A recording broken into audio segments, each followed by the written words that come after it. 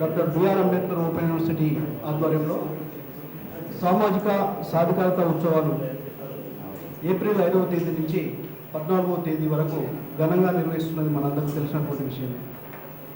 Series of లెక్చర్స్లో భాగంగా ఈరోజు doctor BR Ambedkar open university ఘనంగా బాబు జగజీవన్ రామ్ గారి స్మారకార్థం లెక్చర్ కార్యక్రమాన్ని ఏర్పాటు చేసింది.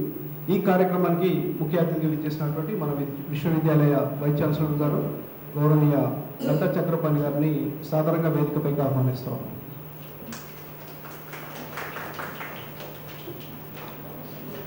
అదేవిధంగా ఈనాటి మన అతిథి ఈనాటి ఉపన్యాసం ఇవ్వడానికి వచ్చినటువంటి డాక్టర్ కొండ నాగేశ్వరరావు గారిని, director civil services academy Osmania university గారిని సాధారణంగా వేదికపైకి ఆహ్వానిస్తాము.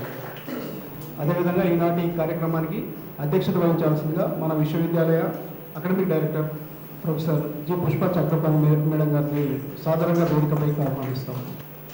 అదేవిధంగా ఎస్సీ ఎస్టీ సెల్ తరఫున ప్రొఫెసర్ డి శ్రీనివాస్ గారిని వేదికపైకి ఆహ్వానిస్తాము.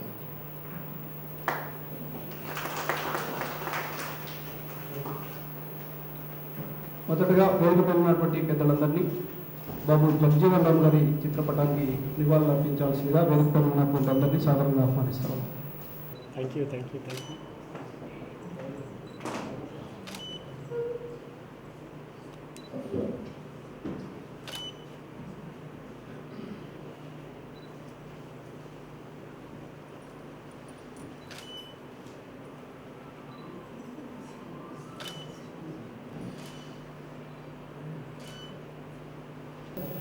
ఈనాటి మన అతిథి డాక్టర్ కొండ నాగేశ్వర గారిని పుష్పగుచ్చంతో స్వాగతం పలకాల్సిందిగా ప్రొఫెసర్ రజనీ గారిని ఆహ్వానిస్తారు.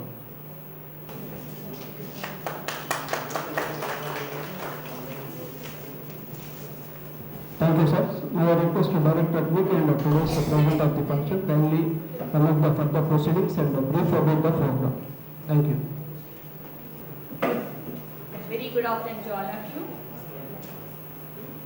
ఈనాటి కార్యక్రమానికి ముఖ్య అతిథిగా విచ్చేసినటువంటి మన university vice chancellor professor Ghanta Chakrapani గారికి, అలాగే ఈ కార్యక్రమానికి ముఖ్య వక్తగా విచ్చేసినటువంటి డాక్టర్ కొండ నాగేశ్వరరావు గారికి. సార్, మొదటగా మీకు మా యూనివర్సిటీ తరఫున అకాడమిక్ బ్రాంచ్ తరఫున కూడా కృతజ్ఞతలు అర్పిస్తున్నాను సార్. ఎందుకంటే చాలా షార్ట్ టైంలో మిమ్మల్ని మేము రిక్వెస్ట్ చేయడం జరిగింది. అయినప్పటికీ కూడా మీరు accept our invitation you came to our university. Thank you very much. భారతదేశంలో ఉన్నటువంటి అణగారిన వర్గాల ప్రజల అభ్యున్నతి కోసం విద్యా వికాసానికి కృషి చేసినటువంటి అనేక మంది మహనీయులకు వారి యొక్క పుట్టినరోజుల సందర్భంగా అంబేద్కర్ ఓపెన్ యూనివర్సిటీ ఒక మహత్తర కార్యక్రమానికి శ్రీకారం చుట్టింది. అందులో భాగంగా ఏప్రిల్ 5వ తేదీ నుంచి ఏప్రిల్ 14వ తేదీ వరకు, అంటే జగజీవన్ రామ్ను మొదలుకొని డాక్టర్ బిఆర్ అంబేద్కర్ బర్త్డే వరకు కూడాను అనేక కార్యక్రమాలు చేయడం కోసము సామాజిక సాధికారత ఉత్సవాలను అన్న పేరుతోటి మేము కొన్ని కార్యక్రమాలకి నిర్ణయం తీసుకోవడం జరిగింది సార్. అందులో భాగంగా ఈరోజు ఏప్రిల్ 8వ తేదీన మొట్టమొదటి లెక్చర్ బాబు జగజీవన్ రామ్ గారి గురించిన ఆయన వ్యక్తిత్వము, ఆయన రాజకీయ జీవితం గురించి మనతో మాట్లాడడానికి, వారి యొక్క అభిప్రాయాలు మనతో పంచుకోవడానికి డాక్టర్ నాగేశ్వరరావు గారు ఇక్కడికి వేచేసి ఉన్నారు. సో ఇంతేకాకుండా మొదటి నుంచి కూడా అంబేద్కర్ యూనివర్సిటీ మహనీయుల యొక్క మెమోరియల్ లెక్చర్స్ని కూడాను చేయడం ఒక ఆనవాయితీగా మా యూనివర్సిటీలో వస్తూ ఉంది. సో ఈ వారోత్సవాల సందర్భంగా మేము అనేక చర్చాగోష్ఠులు, ఉత్సవాలు, ఈ ఉత్సవాల్లో భాగంగా మేము ఉపన్యాసాలు, చర్చాగోష్ఠులు, సదస్సులు, సాహిత్య సమ్మేళనాలు, సాంస్కృతిక కార్యక్రమాలను కూడాను ఈ వారం రోజులు కూడాను ఏర్పాటు చేసుకోగలిగినాం సార్. సో ఈ రోజు యొక్క ముఖ్య ఈ కార్యక్రమం యొక్క ముఖ్య ఉద్దేశం ఏమిటి మీకు అందరికీ తెలుసు. ఏప్రిల్ 5వ తేదీన మనము జగజీవన్ రామ్ గారి బర్త్డే సందర్భంగా అందరం కలిసి ఆయనకి పూలమాలలతోటి శ్రద్ధాంజలి ఘటించాము. అలాగే ఆయన గురించిన ఒక చర్చను కూడా మనం ఈరోజు ఏర్పాటు చేసుకోవడం జరిగింది. మీకు అందరికీ తెలుసు, జగజీవన్ రామ్ గారు స్వాతంత్ర సమరయోధుడు, సంఘ సంస్కర్త, రాజకీయవేత్త, సో బీహార్లో అత్యంత వెనుకబడిన కులాల నుంచి ఆయన అద్భుతంగా పైకి ఎదిగి వచ్చినటువంటి వ్యక్తి. దాదాపు 40 సంవత్సరాలు పార్లమెంట్లో అనేక పదవులను పొందడమే కాకుండా పదవుల ద్వారా ఒక భారతదేశ ఉప ముఖ్యమంత్రి ప్రధానిగా కూడాను ఆయన పనిచేయటం జరిగింది. అంతేకాకుండా all India depressed classes league అనే సంస్థని కూడా స్థాపించడంలో ఆయన కీలక పాత్ర పోషించారు. సో ఆయన గురించినటువంటి చర్చను మనం ఈరోజు డాక్టర్ కొండ నాగేశ్వరరావు గారి గురించి ద్వారా వినబోతున్నాము. Thank you very much sir for accepting invitation and came to our university. And also I thank all the deans, directors and teaching and non teaching fraternity who have attended this programme. నేను ఇప్పుడు మన అధ్యక్షులైనటువంటి చక్రపాణి గారిని మాట్లాడమని కోరుతా ఉన్నాను. Now I request Venu to felicitate చేయండి. తర్వాత నా బాధ్యతగా నేను ఫెలిసిటేట్ చేయాలి.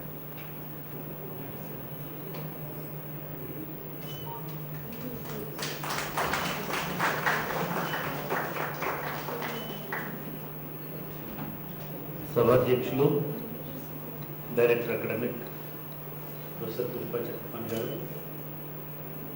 ఈనాటి ఒక విశిష్ట ప్రసంగం కోసం మన ఆహ్వానాన్ని మన్నించి వచ్చినటువంటి సోదరుడు, మిత్రుడు నాగేశ్వరరావు గారు, అదేవిధంగా ఇవాళ ఈ కార్యక్రమంలో పాల్గొంటున్నటువంటి SC/ST అసోసియేషన్ పూర్వ అధ్యక్షుడు మిత్రుడు ప్రొఫెసర్ శ్రీనివాస్ గారు, ఈ కార్యక్రమంలో పాల్గొంటున్నటువంటి టీచర్లు, మిత్రులు, నాన్ టీచింగ్ ఎంప్లాయీస్ అందరికీ సాధికార ఉత్సవాల శుభాకాంక్షలు. చాలామంది మన ఈ సాధికార ఉత్సవాల గురించిన పోస్టర్స్ చూసిన తర్వాత ఫోన్లు చేసిన వాళ్ళు కానీ, ఇందాక నాగేశ్వరరావు గారు కానీ ఈ పేరు ఇట్లా ఎందుకు పెట్టారో చాలా విశిష్టంగా ప్రత్యేకంగా ఉందనేటువంటి మాటను చెప్తా. అంటే నిజంగా కూడా ఈ వారాన్ని ఎట్లాగైతే అమెరికాలో బ్లాక్స్కి సంబంధించిన ఫెస్టివల్స్ జరుపుతారో, బ్లాక్ లిటరరీ ఫెస్టివల్స్ లాగా లేదా బ్లాక్ లిటరరీ మంత్స్ లాగా ఇండియాలో చాలా చోట్ల దళిత్ లిటరరీ మంత్స్ లాంటివి జరుపుతున్నారు. కొన్ని థియేటర్స్ ఈ నెల రోజుల పాటు దళిత చైతన్యానికి సంబంధించి, సామాజిక చైతన్యానికి సంబంధించి పెద్ద పెద్ద కార్యక్రమాలని ఈ నెల రోజుల పాటు నిర్వహిస్తున్నారు. ఏప్రిల్ అంటే సాధికారతకి, సామాజిక న్యాయానికి సంబంధించినటువంటి నెలలాగా భావించేటువంటి సంస్థలు దేశంలో ఉన్నాయి. ఈవెన్ ప్రభుత్వాలు కూడా అనేక చోట్ల అదే పద్ధతిలో ఉత్సవాలు నిర్వహిస్తున్నారు. పారంజిత్ అనేటువంటి డైరెక్టర్ తమిళనాడులో ఈ నెల పొడుగున తనకున్నటువంటి ఒక బ్యాండ్తో మొత్తం కచేరీలు నిర్వహిస్తూ వస్తున్నారు. ఇవి ఎందుకు చేస్తున్నారు అని అంటే సమాజంలో ఇంకా చైతన్యం కలిగించడానికి ఇటువంటివి చేస్తున్నారు. సరే, గవర్నమెంట్ కూడా ఈ 3 రోజుల పాటు 11, 12, 13 అంటే మహాత్మా జ్యోతిబా పూలే నుంచి మొదలుపెట్టి అంబేద్కర్ జయంతి వరకు 3 రోజుల పాటు అన్ని విశ్వవిద్యాలయాల్లో, అన్ని ప్రభుత్వ కార్యాలయాల్లో సామాజిక న్యాయ ఉత్సవాలను జరపాలనేటువంటి నిర్ణయాన్ని తెలంగాణ రాష్ట్ర ప్రభుత్వం తీసుకుంది. మనం దాన్ని కొంచెం ఎక్స్టెండ్ చేసి దానిలో జగ్జీవన్ రామ్ గారి పాత్ర కూడా ఈ దేశాన్ని ఎంపవర్ చేయడంలో ముఖ్యంగా చాలా కీలకమైనటువంటి భూమికను వారు పోషించినారు. కాబట్టి వారిని కూడా కలుపుకొని మనం దీన్ని సాధికారత వారోత్సవాలుగా, సాధికారత ఉత్సవాలు, ఒక ఎంపవర్మెంట్ ఫెస్టివల్ లాగా చేయాలనేటువంటి నిర్ణయాన్ని యూనివర్సిటీ తీసుకుంది. ఈ ఎంపవర్మెంట్ ఉత్సవాలని ఎందుకు చేయాలి మనం అంటే, నేను చాలా గర్వంగా చెప్తాను, మన యూనివర్సిటీ తెలుగు రాష్ట్రాల్లో ఒక 6 నుంచి 8 లక్షల మందిని ఎంపవర్ చేసింది విద్య ద్వారా. చదువు అనేదే అన్ని ఆయుధాల కంటే, అన్ని శక్తుల కంటే ఒక మనిషిని బలవంతుని చేయడానికి ఉపయోగపడే సాధన. అంటే మనుషుల్ని ఎంపవర్ చేయడానికి కోట్ల రూపాయలు అనేది వాళ్ళందరి దగ్గర ఉంటున్నాయి. మా దగ్గర రిటైర్ ప్రతి ఎంప్లాయీ దగ్గర కోటి రూపాయలు కొన్ని వందల కోట్ల సంపద ఉన్నవాడి కంటే కూడా చదువు ఉన్నవాడే సంపన్నుడు అనేటువంటిది, చదువు ఉన్నవాడే ఎంపవర్డ్ అనేటువంటి విషయాన్ని డాక్టర్ బాబాసాహెబ్ అంబేద్కర్ నిరూపించారు. అదే కాలంలో డాక్టర్ జగ్జీవన్ రామ్ కూడా అదే విషయాన్ని నిరూపించారు. అంటే తన ఊళ్ళో బడిలో కూర్చోవడానికి, నీళ్లు తాగడానికి కూడా అనుమతించినటువంటి కాలం నుంచి దేశం మొత్తంలో ఉన్నటువంటి ప్రజలందరికీ నీళ్లు అందించగలిగే స్థాయికి ఒక కేంద్ర మంత్రిగా ఆయన వెళ్ళగలిగారు. అంటే పూటకు తిండికి కూడా గతి లేని సమాజాల్లో ఉన్నటువంటి కోట్లాది మంది ప్రజల నుంచి వచ్చినటువంటి వ్యక్తిగా ఉన్నటువంటి ఆయన దేశం మొత్తానికి పేదవాళ్ళ కడుపు నింపడానికి భారతదేశంలో పబ్లిక్ డిస్ట్రిబ్యూషన్ సిస్టమ్ అనేటువంటి ఒక పౌర సరఫరాల వ్యవస్థని రూపొందించి పేదలకు ప్రభుత్వం ఉచితంగా బియ్యం ఇవ్వాలనేటువంటి స్కీమ్ని ఆవిష్కరించినటువంటి వ్యక్తి. బహుశా నేను చాలా విషయాలు చెప్తే నాగేశ్వరరావు ఇవన్నీ చెప్పాల్సిన అవసరం ఉంటుంది కాబట్టి. రెండోది, ఆ కాలంలో 1920లో చదువుకోవడం అంటే ఎంత కష్టమో మనం అంబేద్కర్ గారి కష్టాన్ని చూసి తెలుసుకున్నాం.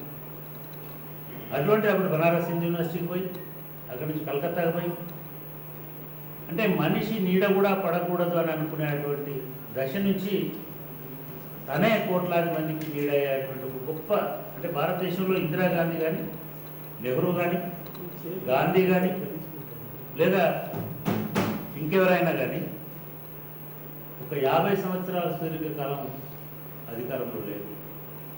50 long years he continuously served as parliament member, elected representative, not just parliament, and also a minister, and that too very strong, powerful minister in the cabinets of India. రక్షణ మంత్రిగా ఉంటే యుద్ధం చేసినాడు, ఇందాక చెప్పినట్టు వ్యవసాయ మంత్రిగా ఉంటే అన్నం పెట్టినాడు, పౌర సరఫరాల వ్యవస్థను బిల్డ్ చేసినాడు, రైల్వే మినిస్టర్ అయితే ఉద్యోగాలు ఇచ్చినాడు, ఎక్స్పెన్షన్ చేసినాడు. అంటే ఒక 8 రకాల మంత్రిత్వ శాఖలు బహుశా ఎవరు చేసి ఉండరు, విశేషంగా మన నాగేశ్వర్ చెప్పాలి. ఇవన్నీ చేసి ఆ శాఖలని అద్భుతంగా ఆధునీకరించగలిగారు. అంటే చాలామంది అనుకుంటారు భారతదేశంలో కొంతమందికే జ్ఞానం ఉంటుంది, కొంతమందికే తెలివితేటలు ఉంటాయి, కొంతమందిని ఏంటంటే ఏమంటుంది మెరిట్ ఉంటుంది, వాళ్ళే పనిచేస్తారు, వాళ్ళే పరిపాలిస్తారు, వాళ్ళే సమాజాన్ని మారుస్తారు. ఇది పొరపాటు.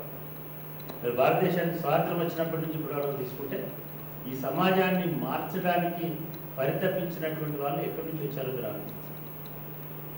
దురదృష్టం ఏమిటంటే మనం ఎంపవర్ అని అంటున్నాం, చదువు ద్వారా ఎంపవర్మెంట్ అని వస్తుందని అంటున్నాం. నాకు ఇలా పొద్దున నేను జనరల్గా మీడియాలో, సోషల్ మీడియాలో నేను పోను. ఇలా పొద్దున ఒక వార్త నాకు చాలా బాధ కలిగింది. వైజాగ్లో ఒక స్విగ్గీ బాయ్, ఎవరో ఒక నాగేశ్వరరావు అంటే ఆయన, లేదా ఎవరో ప్రసాదరావు అంటే ఆయన ఏసీలో కూర్చొని ఫుడ్ ఆర్డర్ పెట్టుకుంది, ఏదో ఫిష్ బిర్యానీ, ఫిష్ కర్రీ. ఈ బాయ్ పోయినట్టు, అది చాలా ఎలీట్ వాళ్ళు ఉండేటువంటి అపార్ట్మెంట్ వైజాగ్లో. దురదృష్టం ఏంటంటే ఆ స్విగ్గీ బాయ్ వాడి పేరు, ఫోన్ నెంబరు, అడ్రస్సు, కాస్ట్ కూడా ఎంటర్ చేయాలి ఆ రిజిస్టర్లో. ఆ కమ్యూనిటీ లోపలికి పోవాలండి. పోయి వాడు బెల్లు కొట్టి ఏదో వాడు వచ్చి పిలిస్తే లేదు బ్రో అన్నాడట. వీడు చదువుకున్నవాడు. అంటే నిజంగానే విద్య ద్వారానే ఎంపవర్మెంట్ వస్తుందా, లేదా మిగతా రకాల అంతస్తుల ద్వారా కూడా వస్తుందా అని చిన్న ఊరికే ఇవాళ ఇది కాబట్టి ఏం కులం రానిది అడిగి అడిగితే నేను ఫలానా దళిత కులం మీద చెప్పాడు. వాడు కూతురు తిట్టుకుంటూ కర్ర పట్టుకొని నీకు బ్రో ఇవ్వడు అని అని 20వ ఫ్లోర్ నుంచి వీడు భయపడి 20వ ఫ్లోర్ నుంచి మెట్లు దిగుకుంటూ వస్తే కొట్టుకుంటూ వాడుకోవచ్చు.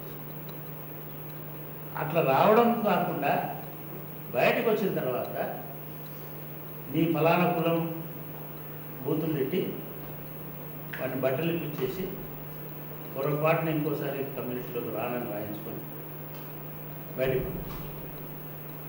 దీనికి సంబంధించిన వీడియో ఫుటేజ్, దీనికి సంబంధించినటువంటి సీసీటీవీ ఫుటేజ్, దీనికి సంబంధించిన ఇవన్నీ ఉన్నాయి. నీ కోసము ఫుడ్ సప్లై చేయడానికి వచ్చినవాడు నిన్ను అన్నాన్ని సంబోధిస్తే కూడా నీకు వాడు తీసుకొచ్చిన అన్నం తింటున్నావు, కానీ వాడు నిన్ను అన్న అన్నందుకు నీకు కులం ఏంటిదిరా నన్ను అన్న అని ఎందుకు అంటున్నావు అని అంటున్నారంటే మీరు జస్ట్ ఊహించుకోండి. 100 సంవత్సరాల కింద వాళ్ళు ఎట్లా బతుకున్నారు, 100 సంవత్సరాల కింద వాళ్ళు ఎట్లా నిలదొక్కున్నారు, 100 సంవత్సరాల కింద వాళ్లకు ఎన్ని వేల రెట్ల ప్రతిభ ఉంటే అప్పటి ప్రధానమంత్రులను ఎదిరించి నిలబడగలిగినారు.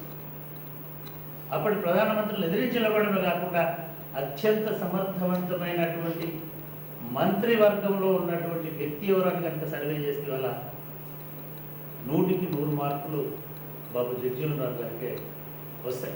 ఆయన రాజకీయాలతోటి, ఆయన రాజకీయ పార్టీలతోటి మనకు సంబంధం లేదు. ఒక పరిపాలన దక్షత కనుక లేకపోతే ఒకటి గమనించండి, మీకు కనుక పరిపాలన దక్షత లేకపోతే మీరు కనుక కింది కులం వాళ్ళైతే మిమ్మల్ని ఎవ్వరూ దేకరు. మీరు మీ పరిపాలన దక్షతని అవతలి వాళ్ళకంటే 1000 రెట్లు నిరూపించుకుంటేనే మిమ్మల్ని వాళ్ళతో సమానంగా చూస్తారు. ఇది మనకు దీనిలో వస్తున్నటువంటి పరంపరలో వస్తున్నటువంటి అనుభవం. కాబట్టి మేము ఏమనుకున్నామంటే ఈ ఉత్సవాలని మనము సాధికారత ఉత్సవాలుగా చేయాలి. సామాజిక న్యాయం ఉత్సవాలు జరుగుతాయి, చాలామంది ప్రభుత్వాలు ఇంకోలో జరుపుతారు. సమానత్వ ఉత్సవాలు ఇంకోలు జరుగుతాయి. దీనిలో భాగంగా మనం రకరకాల ప్రోగ్రామ్స్ చేస్తున్నాం. ఎందుకంటే ఇది ఫస్ట్ మీటింగ్ కాబట్టి నేను వాటిని కూడా ఎక్స్ప్లెయిన్ చేయాలని అనుకున్నాను. ఒక 5-6 రకాల ప్రోగ్రామ్స్ని మనం దీంట్లో ప్లాన్ చేసాం. నాగేశ్వరరావు గారు, దానిలో ప్రధానంగా మేము 5వ తారీఖు నాడు బాబు జగజీవన్ రామ్ గారి చిత్రపటాన్ని ఆవిష్కరించుకొని ఈ ఉత్సవాలను మేము మొదలుపెట్టినాం. ఆ తర్వాత ఇవాళ ఒక చర్చా గోష్ఠిని లేదా ఒక ప్రసంగాన్ని వినబోతాం. బాబు జగజీవన్ రామ్ ఎవరు, ఆయన ఏం చేసినాడు, ఆయన దేశానికి చేసినటువంటి సేవ ఏమిటి, ఎన్ని రకాల విధానాలు, ఎన్ని రకాల పరిపాలన, ఆయన కాంట్రిబ్యూషన్ ఏంటిది అనేది ఆవిష్కరించుకునేటువంటి ప్రయత్నం చేస్తున్నాం.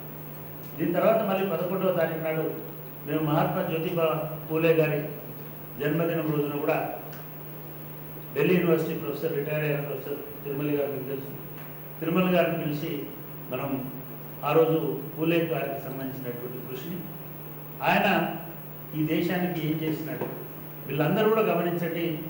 వాళ్ళ కులాలకు చేయలేదు వీళ్ళెవరు, వాళ్ళు అక్కడి నుంచి వచ్చినప్పటికీ ఈ దేశానికి కాంట్రిబ్యూట్ చేసినారు, ఈ దేశాన్ని బలోపేతం చేసినారు. వాళ్ళ ఎంపవర్మెంట్ అనేటువంటిది, ఆ ముగ్గురు ఎంపవర్మెంట్ అనేది ఈ భారతదేశాన్ని 70 సంవత్సరాల పాటు నిలబెట్టడంలో వాళ్ళ చేయూత కూడా ఉంది. మీరు ఊహించలేరు, మహాత్మా జ్యోతిబా పూలే కనుక లేకపోయి ఉంటే ఈ హాల్లో ఉమెన్ ఎవరు ఉండకపోయారు. వారు అప్పుడు ఈ సమాజంపై చేసిన తిరుగుబాటు వల్ల మహిళలను చదువుకునేటువంటి, వాళ్ళు ఎంపవర్ అయ్యేటువంటి, వాళ్లకు సమాన అవకాశాలు పొందగలిగే స్థితి జ్యోతిబా పూలే గారు, సావిత్రిబాయి పూలే గారు వాళ్ళ కృషి వల్ల వచ్చింది. వాళ్ళను రాళ్లతో కొట్టిన, బహిష్కరించిన వాళ్ళ ఆడపిల్లల్ని తీసుకెళ్ళి విద్యావంతులు చేయాలి అనేటువంటి సందేశాన్ని ఇచ్చి సగం సమాజాన్ని వాళ్ళు ఎంపవర్ చేసినారని నేను భావిస్తాను. కాబట్టి ఈసారి జ్యోతిబా పూలే ఉత్సవాలు కూడా అదే పద్ధతిలో ఘనంగా నిర్వహించాలనేటువంటి ఉద్దేశంతో ఆ కార్యక్రమాన్ని తీసుకున్నాం. దీంట్లో ప్రధానంగా చాలా విశ్వవిద్యాలయాలు ఎందుకో మాట్లాడడం లేదు. ఎలీట్ విశ్వవిద్యాలయాలేమో విచిత్రంగా మాట్లాడుతున్నాయి. బీసీ కులగణన మీద బహుశా నేను అనుకోవడం అధికారికంగా ఒక యూనివర్సిటీ ఒక లెక్చర్ ప్రోగ్రామ్ని, అది బీసీ కులగణన అనేటువంటిది ఆయా వర్గాల ఎంపవర్మెంట్ కోసం, సాధికారత కోసం ఎట్లా దోహదపడుతుంది అనేటువంటి అంశం మీద మేము ఆ అంశాన్ని కూలంకషంగా తెలుసుకున్నటువంటి ఒక చరిత్రకారుని పిలిచి ఆ చర్చని ఇక్కడ మేము ఒక వేదికగా ఏర్పాటు చేసి ఆ చర్చని ఇక్కడ పెడతాం. ఆ తర్వాత 12, 13 ఈ 2 రోజులు we're going to dedicate these 2 days to doctor Babasaheb. ఎందుకంటే ఈ సమాజం ఇవాళ ఇట్లా ఉన్నది, దేశం ఇట్లా ఉన్నది అంటే ప్రధానమైనటువంటి కారణం వారే. కాబట్టి ఈ 2 రోజుల్లో 2 సెమినార్లని, 2 సింపోజియంలని, లేదా 2 రౌండ్ టేబుల్లని ఏమన్నానండి, ఒక 4 పిలిచి దానికి సంబంధించినటువంటి అంశాల మీద మేము చర్చ పెడుతున్నాం. పూర్తి స్థాయిలో ఆ విషయాలు అధ్యయనం చేయడం నాగేశ్వరరావు గారికి తెలవాలి, మీ అందరూ కూడా తెలవాలి. ఒక చాలా ఇన్నోవేటివ్ ప్రోగ్రామ్ని అకాడమిక్ డైరెక్టర్ గారు, వాళ్ళకి సంబంధించిన మిగతా కొలీగ్స్, ఆర్ట్స్ డీన్ గారు వీళ్ళు డిజైన్ చేసినారు. వాళ్ళు ఆలోచించి డిజైన్ చేసినారా, యాదృచ్ఛికంగా అట్లా జరిగిందో తెలియదు, కానీ టోటల్ ఉమెన్ ఆన్ అంబేద్కర్. జనరల్గా ఏం చేస్తారు, స్వాతంత్ర పోరాటం అంటే ఇట్లాంటి కోట్ వేసుకొని ఎవరో వచ్చి స్వాతంత్ర పోరాటం అంటే ఇది అని మగవాళ్ళు మాట్లాడతారు. లేదు నక్సలిజం అని అంటే అట్లాంటి షర్ట్ వేసుకొని గౌరవకుల సంఘాలతోటి వాళ్ళు మగవాళ్ళు వచ్చి మాట్లాడతారు. ఆయన నిద్రలో ఉన్నట్టున్నాడు. మూడోది ఇంకేమైనా ప్రోగ్రామ్ అంటే మగవాళ్ళు వచ్చి మాట్లాడతారు. కానీ డైరెక్టర్ అకాడమిక్ గారు అంబేద్కర్ మీద, అంబేద్కర్కి సంబంధించిన అన్ని కోణాల నుంచి Ambedkar as a multi disciplinary personality అనేటువంటి థీమ్ తీసుకొని మల్టిపుల్ డిసిప్లినరీస్ నుంచి వచ్చినటువంటి ఉమెన్తో ఈ ప్రోగ్రామ్ చేస్తుంది.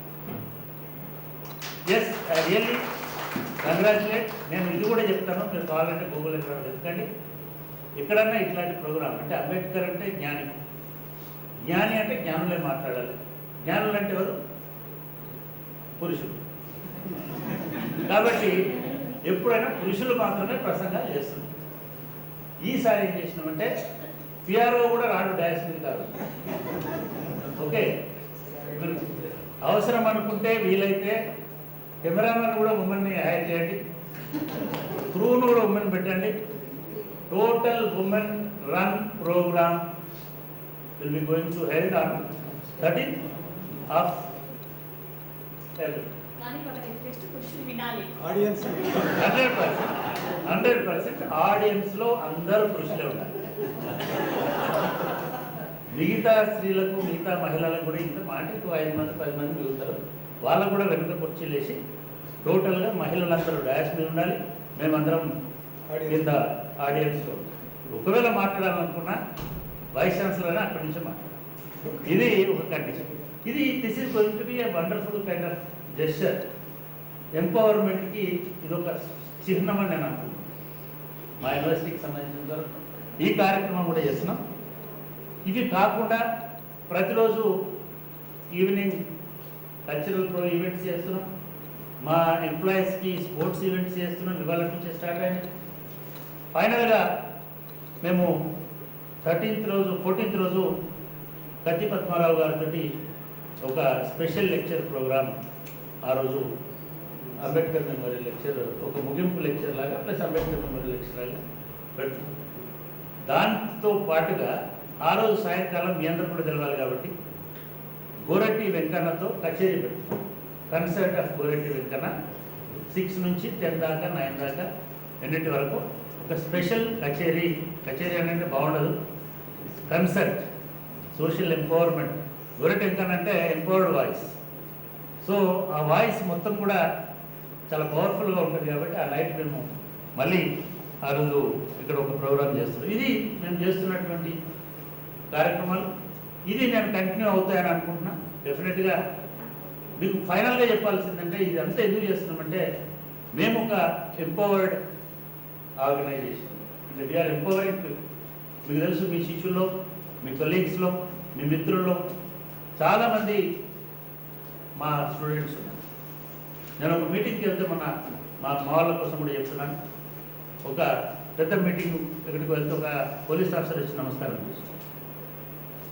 ఆ పక్కన ఉన్న commissioner Anand, CV Anand commissioner గారు, డిసి గారు, ఆయన మీ స్టూడెంట్ అయింది. ఒక ఐపీఎస్ ఆఫీసర్ వచ్చి నాకు సెల్యూట్ చేస్తే పక్కన ఉన్న కమిషనర్ గారు మీ స్టూడెంట్ డిసి గారు ఆయన చెప్పారు. అంటే మీరు ఎక్కడికైనా వెళ్ళండి, మీరు ఇవాళ క్యాబినెట్కి పండి, మా మినిస్టర్ ఉంటారు అక్కడ, మా స్టూడెంట్ ఒక మినిస్టర్గా ఉంటారు.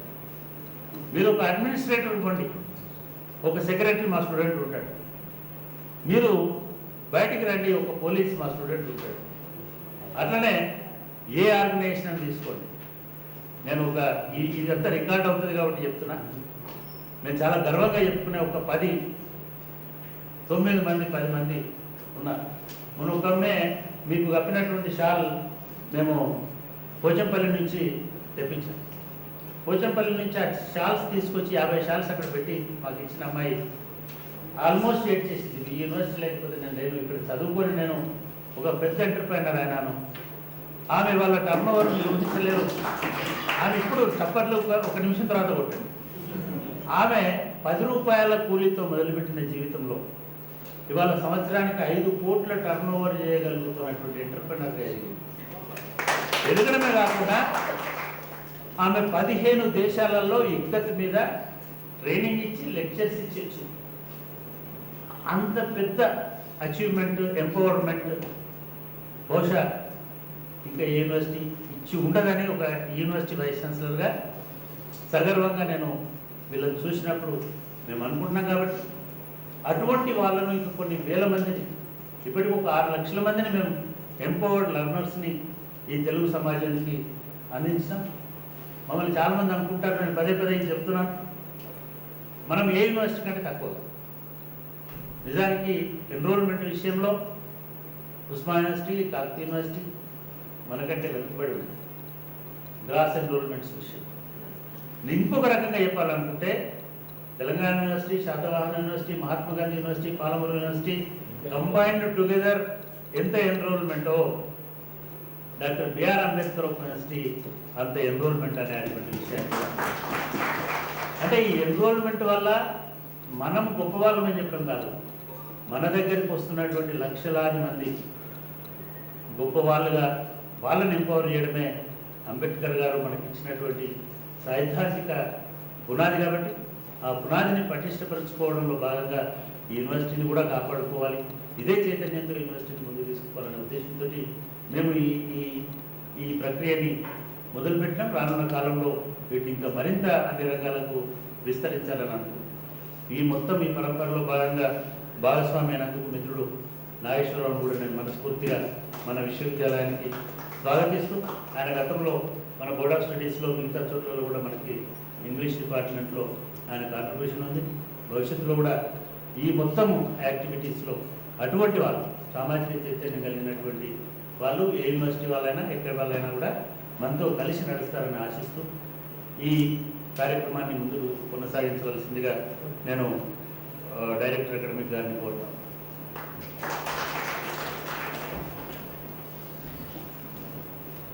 Thank you sir, thank you very much. మరొక్కసారి మీరు యూనివర్సిటీ అందించినటువంటి సాధికారతని గురించి కూడాను ఇక్కడ ఉన్నటువంటి భక్తకే మాత్రం కాకుండా ఇక్కడున్న ఆడియన్స్ కూడా ఆవిష్కృతం చేసినందుకు మరొకసారి ధన్యవాదాలు తెలుపుకుంటున్నాను. అలాగే ఇప్పుడు I request doctor professor Srinivas to give his message. ఈరోజు వచ్చినటువంటి ఈ కార్యక్రమానికి అధ్యక్షత వహిస్తున్నటువంటి యూనివర్సిటీ బీసీ గారు, professor Ghanta Chakrapani vice chancellor of this university, president of this function Pushpa Chakrapani గారు, మరియు ఈరోజు ఏదైతే మనం అనుకున్నటువంటి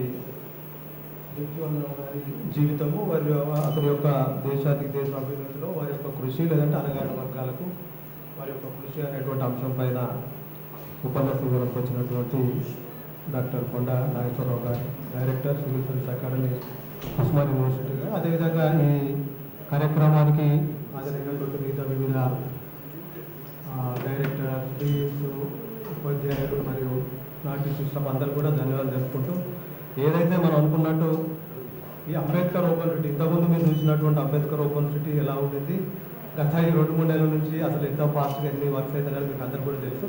సో అటువంటి కార్యక్రమంలో భాగంగా ఈ దేశ అభ్యున్నతికి లేదంటే అణగారిన వర్గాల యొక్క అభ్యున్నతికి దోహదం చేసినటువంటి ఎవరైతే మనం అనుకున్నటువంటి మహాత్మా జ్యోతిరావు పూలే, డాక్టర్ బిఆర్ అంబేద్కర్, బాబు జగజ్జీవన్ రావు, వీరి యొక్క కృషిని వివిధ ప్రజలకు తెలవాలి. ఎందుకంటే మన అంబేద్కర్ ఓపెన్ సిటీలో మీకు తెలుసు, అంబేద్కర్ ఓపెన్ సిటీలో గత మనం అనుకున్నట్టు ఏప్రిల్ 5 నుండి 14 వరకు వివిధ కార్యక్రమ రూపాలను రూపొందించుకొని వివిధ స్టడీ సెంటర్లో కానీ రీజనల్ సెంటర్లో కానీ మనం అనేక రకాలైనటువంటి ప్రోగ్రామ్ అలా అణగారిన వర్గాల ప్రజల కోసం కృషి చేసినటువంటి ఈ ముగ్గురు మహనీయుల యొక్క అంటే ఎలా సాధికారత సాధించినారు, లేదంటే సాధికారత సాధించడం లోపల అణగారిన వర్గాల యొక్క వాళ్ళ కృషి ఏ విధంగా ఉండాలి అంటే వాళ్ళని చూసి వాళ్ళ యొక్క ముందు తరాల వారిని చూసుకొని మన అంటే అంబేద్కర్ ఓపెన్ సిటీ లాంటి కింది స్థాయిలో అంటే థర్డ్ జనరేషన్ వచ్చినటువంటి విద్యార్థులు ఎవరైతే వాళ్ళని చూసి నేర్చుకోవాల్సిన అవసరం ఉంటుంది, లేదంటే నేర్చుకుంటే కొంతవరకైనా సక్సెస్ కావచ్చు అనేటువంటి ఒక గొప్ప సదుద్దేశంతో వీసీ గారు ఇదంతా ప్లాన్ చేసి ఈ రకంగా మన మహనీయుల యొక్క జీవిత చరిత్రలు అంటే మన సామాజిక సాధికారత ఉత్సవాలను 5వ తారీఖు నుంచి 14వ తారీఖు వరకు యూనివర్సిటీ తరఫున జరుపుకున్నందుకు ప్రత్యేకంగా SC/ST అసోసియేషన్ తరఫున మరి మరొకసారి ధన్యవాదాలు తెలుసుకుంటూ ఈరోజు ఈ ఉపన్యాసం ఇచ్చినటువంటి నాగేశ్వరరావు గారు కూడా మరొకసారి ధన్యవాదాలు తెలుసుకున్న అవకాశం ఇచ్చినటువంటి డైరెక్టర్ అకాడమిక్ గారికి ధన్యవాదాలు. Thank you, Srinivas. Now I request Dr. Dharma, who is president of SC/ST Association, to give a small message.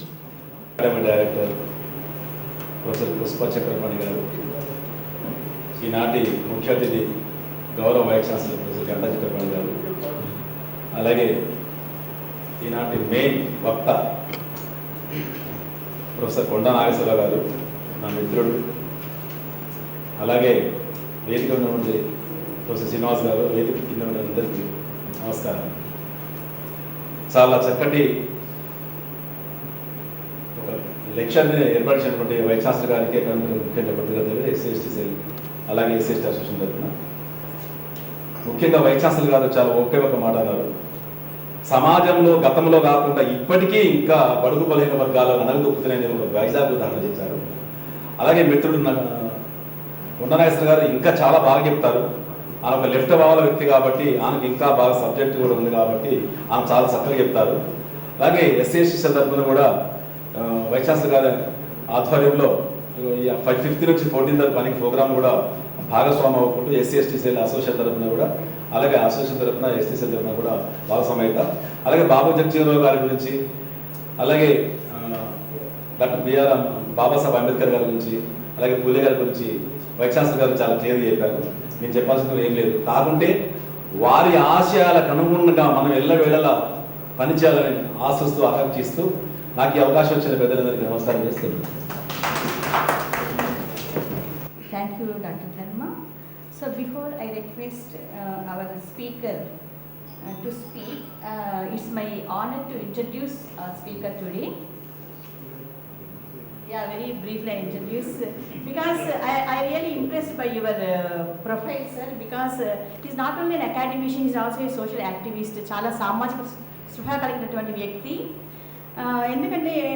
ఎందుకు చెప్తున్నాను అంటే so actually he is also presently he is director of the civil services academy, Osmania university, Hyderabad, and also the senior faculty member in department of English, Osmania university, institutions and HRDCs of Usmania University, and he has been a resource person and guide on TV channels like ETV, V6, TSAT, 10 News and other YouTube channels, etc. He is also very much interested in training the rural and marginalized students for the civil services students who are aspiring for the civil services and other group examinations, DL, JL and SI and other competitive examinations. So he has been a good orator also. He worked as the director for OUCIP, that is a former ASRC, Dr. B.R. Ambedkar Research Center, the Center for Telangana Studies, and also worked as the coordinator for ELTC, Nizam College. He was the literary convener for 35th Nation. He has been a research supervisor also for many universities such as Usmania University, JNTU and Rayalaseema University. He was the coordinator for the 62nd All India English Teachers Conference. He visited many states and central universities in India and Nepal. He worked as a National Joint Secretary for Association of English Studies of India. So at present, Dr. Nagesh is engaged in the research of American literature, Indian literature, ELT, changing dynamics of classroom and post-colonial literature. So currently he is taking free classes for the students for All India Services Examinations in Usmania University. This is a very brief introduction about our keynote speaker today. So thank you very much once again, and I request you to give your speech. Thank you, sir. Thank you very much, madam, for generous introduction and the kind words about me. In fact, at the outset, I feel shy to read out the long profile about me in the presence of Professor Chakrapani sir. I try my level best to give you the best about Jagat-Jeevan Rao, Bapu Jagat-Jeevan Rao. Before that, my sincere thanks to the Honorable Vice Chancellor for giving me an opportunity to interact with you this evening. Respected Vice Chancellor sir and the Director Academics Professor Pushpa Chakrapani ma'am, and the PRO, my good friend Dr. Venugopal Reddy garu, and Srinivas garu on the days, my super senior Vasu Anna and sir from Public Administration, and Ramananna from the Department of Sociology, and my good friend and my senior in the activities, social activities for a long time, Professor Dharma Nayak and ma'am, Dr. Madhuri ma'am, head of the department, and many of my old friends who studied in Usmania University, working at B.R. Ambedkar Open University. In fact, I feel privileged to associate with you and to share my thoughts and opinion about the historical month that is April. Indeed, I want to share a lot of things, but after listening to Professor Chakrapani sir, I was little wondering that what should I speak, because the gist of my lecture has already been covered by Honorable BC sir. But as I am the resource person and the guest speaker here, so that I try my level best to give you something which is not covered by sir, or which has to be delivered here. We know that this is the month that is April, the beginning of the financial year, and the new year, Ugadi month, and also the great importance in the history of India. The April month is the cruelest month for wastelanders by T.S. Eliot. As I am from the English literature background, my good friend and Dr. Madhuri ma'am, rightly, she may know that how April becomes the cruelest month. But it is the sweetest month. It is the most memorable month for the marginalized sections of the Indian society. The reason is that three important crusaders were born in this month. Mahatma Jyotiba Phule, 11th April, Bapu Jagat-Jeevan Rao, 5th April, and Dr. Baba Sahib Ambedkar, 14th April. So these 3 days made this month a unique month, and these days all state universities, the students were getting, the faculty members working, the input, the value-based things that are happening in the university and outside the universities. Most of the times we are focusing at the marginalized communities of the society. We are trying to reach to the unreached. So it is an appropriate move as the Telangana State Government and Higher Education Council has requested all the universities to celebrate the birth anniversaries of the great pioneers and architects of the modern society.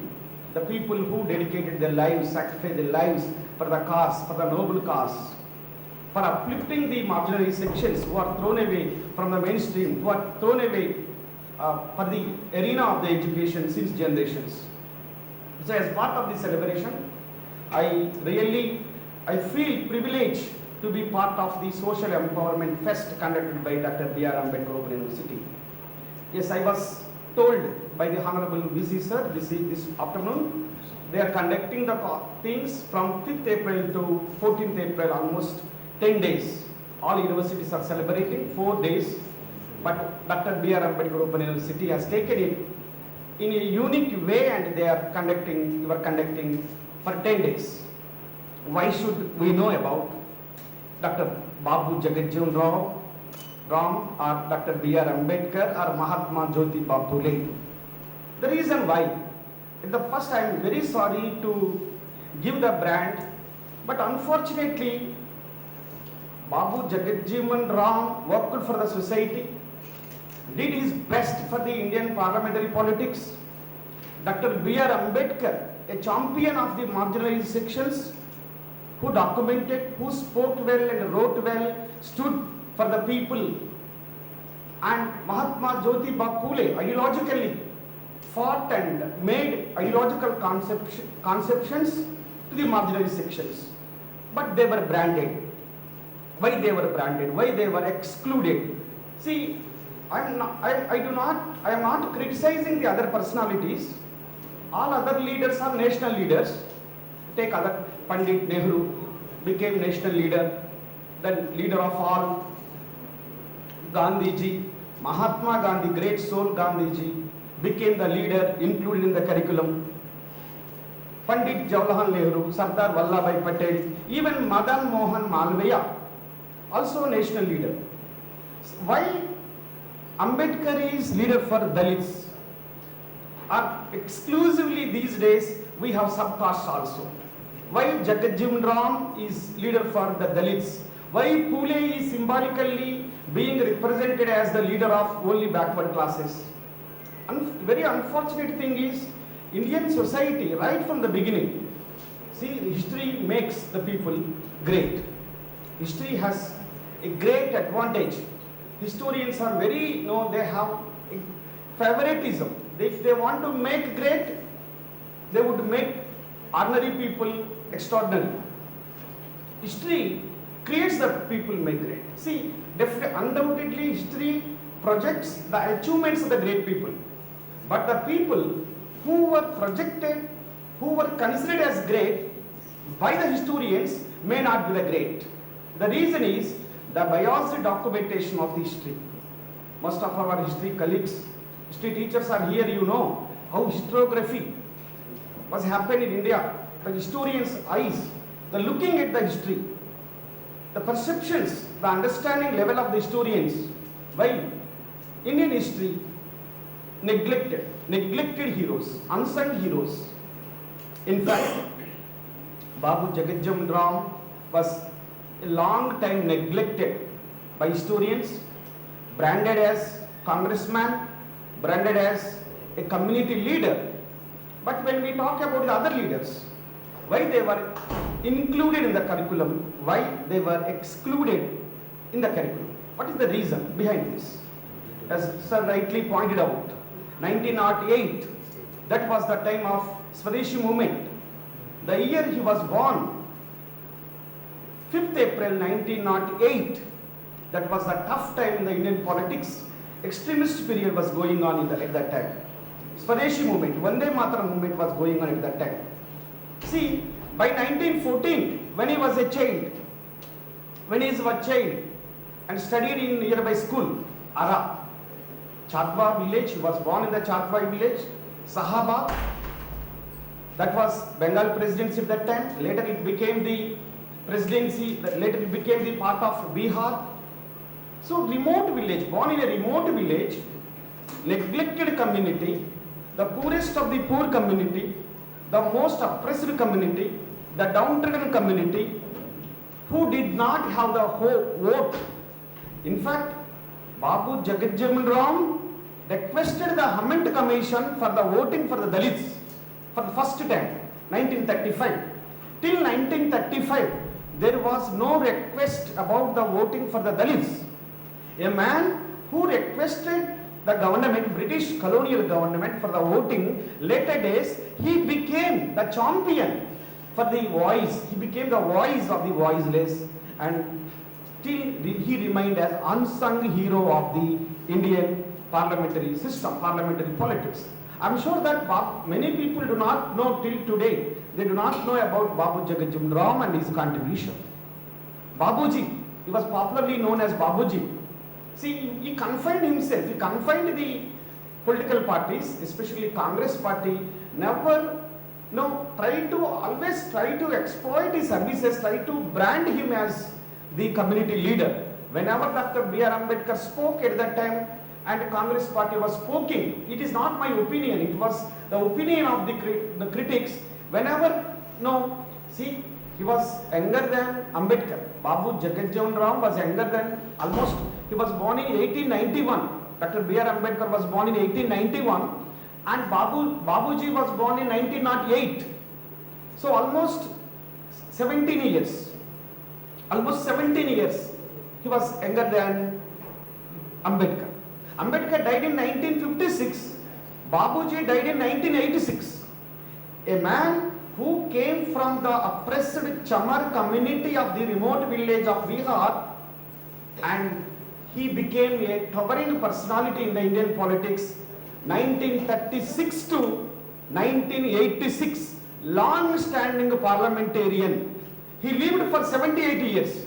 Within 78 years of time, 50 years he was a parliamentarian. True parliamentarian, stood for the democratic values and revolted against the voice of the Indira Gandhi after the emergency. Came out of the party. So sometimes when we understand the things, the way we look, the way we understand, the way we pursue the matters. If you look at the problem as a problem, we may not get the solution. If we look at, try to understand, try to explore the roots of the problem, then we get the reality. చాలా సందర్భాల్లో మనం అనుకుంటుంటాం, sir చరిత్ర, history, it makes great. చరిత్రలో నిలబడేదంతా గొప్ప వ్యక్తులు కాదు. చరిత్ర రాసిన వాళ్ళు మీలాగా, నాలాగా, మనందరిలాగా చదువుకున్న వాళ్ళు, విజ్ఞానవంతులైన వాళ్ళు. జ్ఞానం విజ్ఞానంగా మారే క్రమంలో చరిత్రకారులు విజ్ఞానికి ఉండాల్సిన లక్షణాలను కోల్పోయి జ్ఞానవంతులుగా మిగిలిపోయినప్పుడు బయాస్ అనే ఒక వాళ్ళని ఆక్యుపై చేస్తుంది. అట్లా ఆక్యుపై చేసినప్పుడు అక్కడ వాళ్ళు పుట్టిన కులం, వాళ్ళు ఉన్న వర్గం, వాళ్ళు జీవించిన కాలం, అవన్నీ కూడా ఇన్స్పైర్ చేసి చరిత్రలో స్థానం లేకుండా చేస్తాయి అనేది చెప్పడానికి బాబు జగజ్జీవన్ రావు గారి యొక్క లైఫ్ బాగా వండర్ఫుల్గా మనకు ఎగ్జాంపుల్గా కనిపిస్తుంది. ఎందుకంటే మనం ఇంతకుముందే చెప్పాను, 1908 the time that he was born, Swadeshi movement, Bengal movement, partition against the movement going on against the partition of Bengal into East and West Bengal. Lord Handage Commission వచ్చే వరకు సివియర్ బెంగాల్ మూవ్మెంట్ టైంలో పుట్టాడు 1908లో. Right from the beginning facing the discrimination. ఒక మనిషి రాటు తేలటం అంటాం, రాటు తేలటానికి ఎన్నో అవంతరాలు, అవమానాలు, అడ్డంకులు, ఇవన్నీ ఉంటేనే వాటిలో నుంచి మనిషి అనేవాడు రాటు తేలుతాడు. అట్లా కాక సిల్వర్ స్పూన్ లాగా ఉన్నప్పుడు, ఎవ్రీథింగ్ ఓకే అనుకున్నప్పుడు, మన ఎక్స్పీరియన్సెస్ని, మన లైఫ్ని మనము అంత హైట్కి కానీ అంతకంటే తీసుకుపోలేము. జగజ్జీవన్ రావు పర్సనాలిటీలో ఉన్న ఒక ముఖ్యమైన అంశం ఏంటంటే అననుకూలమైన పరిస్థితులని తనకు అనుకూలంగా మలుచుకోగలిగేవాడు. ఆయన లైఫ్లో ఒక 2-3 ఇన్సిడెంట్స్ నేను మీకు పరిచయం చేస్తాను. 1914లో అక్కడ ఉన్నటువంటి ఆరా స్కూల్లో ఆయన జాయిన్ అయినప్పుడు, అక్కడ ఉన్నటువంటి స్కూల్లో అగర్వాల్ స్కూల్లో జాయిన్ అయినప్పుడు, ఆ స్కూల్లో 3 పార్ట్స్ ఉండేవి. ప్రిన్సిపల్ గారు 3 పార్ట్స్ పెట్టేవాళ్ళు. 1 for Muslims, 1 for Hindus, 1 for Dalits. అయితే ఒకరోజు బాబు జగజ్జీవన్ రావు ఈ claimed himself as Hindu. Hindu కోసం పెట్టిన పార్ట్లో నుంచి వాటర్ తాగాడు. ప్రిన్సిపల్ పిలిచి సీరియస్గా వార్నింగ్ ఇచ్చాడు. అసలు నువ్వు హిందువే కాదు, నువ్వు దళితుల కోసం సపరేట్ పార్ట్ ఉంది, కాబట్టి దళితులు 3rd పార్ట్లో వాటర్ తాగాలి. ఇప్పుడు ఎదిరించడం, మాట్లాడటం అంటే చిన్న విషయాలుగా అనిపిస్తుంటాయి. 1908 మాట్లాడటమే కష్టంగా ఉన్న సమయంలో ఆ టైంలో 3rd పార్ట్ను పగలగొట్టాడు. He broke the 3rd class which was meant for the Dalits. ఈ 3rd పార్ట్ వద్దని అప్పుడు అక్కడ ప్రిన్సిపల్ నెగోషియేట్ చేసిన తర్వాత అక్కడ ఉన్నటువంటి హిందూ మహాసభ అనే reformist society, Hindu Mahasabha basically it was a liberal fundamental organization. Fundamentalism is always talks about fundamental, liberally Hindu based organization. అలా ఎదురు తిరిగే ప్రస్థానం నుంచి 1914లో ఎదురు తిరిగే ప్రస్థానం నుంచి 1920కి వచ్చేసరికి ఎస్ఎస్సి మెట్రికులేషన్ చదువుతున్నప్పుడు పండిట్ మదన్ మోహన్ మాలవయ్య ఒకరోజు ఆరా టౌన్కి రావటం. He was the leader of Hindu Mahasabha at that time. అక్కడికి వచ్చిన తర్వాత ఇలా మన స్పీచ్ లాగానే ఒక అబ్బాయి మాట్లాడుకుంటాన్ని గమనించాడు. ఆ అబ్బాయి బాబూజీ. బాబు జగజ్జీవన్ రామ్ని వెంటనే పిలిపించుకొని, నీలాంటి యూనిక్ పర్సనాలిటీ, ఇంటిగ్రిటీ ఉన్న పిల్లవాడు చదవాల్సింది ఒక ప్లేస్ ఉన్నది, నువ్వు అక్కడికి వచ్చేసే అని చెప్పి మదన్ మోహన్ మాల్వే గారు గైడ్ చేయడంతో 1925కి బిహెచ్యు బనారస్ హిందూ యూనివర్సిటీకి ఇంటర్మీడియట్ కోర్సు, అంటే ఆ ఇంటర్మీడియట్ స్థాయి మెట్రికులేషన్ తర్వాత అక్కడికి పో.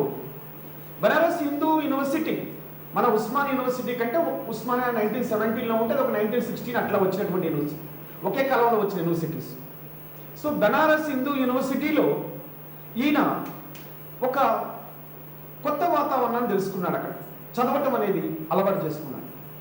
బనారస్ హిందూ యూనివర్సిటీ అతనికి ఒక రీడింగ్ అనేటటువంటి హ్యాబిట్ని ప్రమోట్ చేస్తే, అక్కడ నుంచి కలకత్తా యూనివర్సిటీకి బిర్లా ఫౌండేషన్ వాళ్ళు ఇచ్చిన స్కాలర్షిప్ తీసుకొని కలకత్తా యూనివర్సిటీ బీఎస్సీ డిగ్రీ కోసం పోయాడు.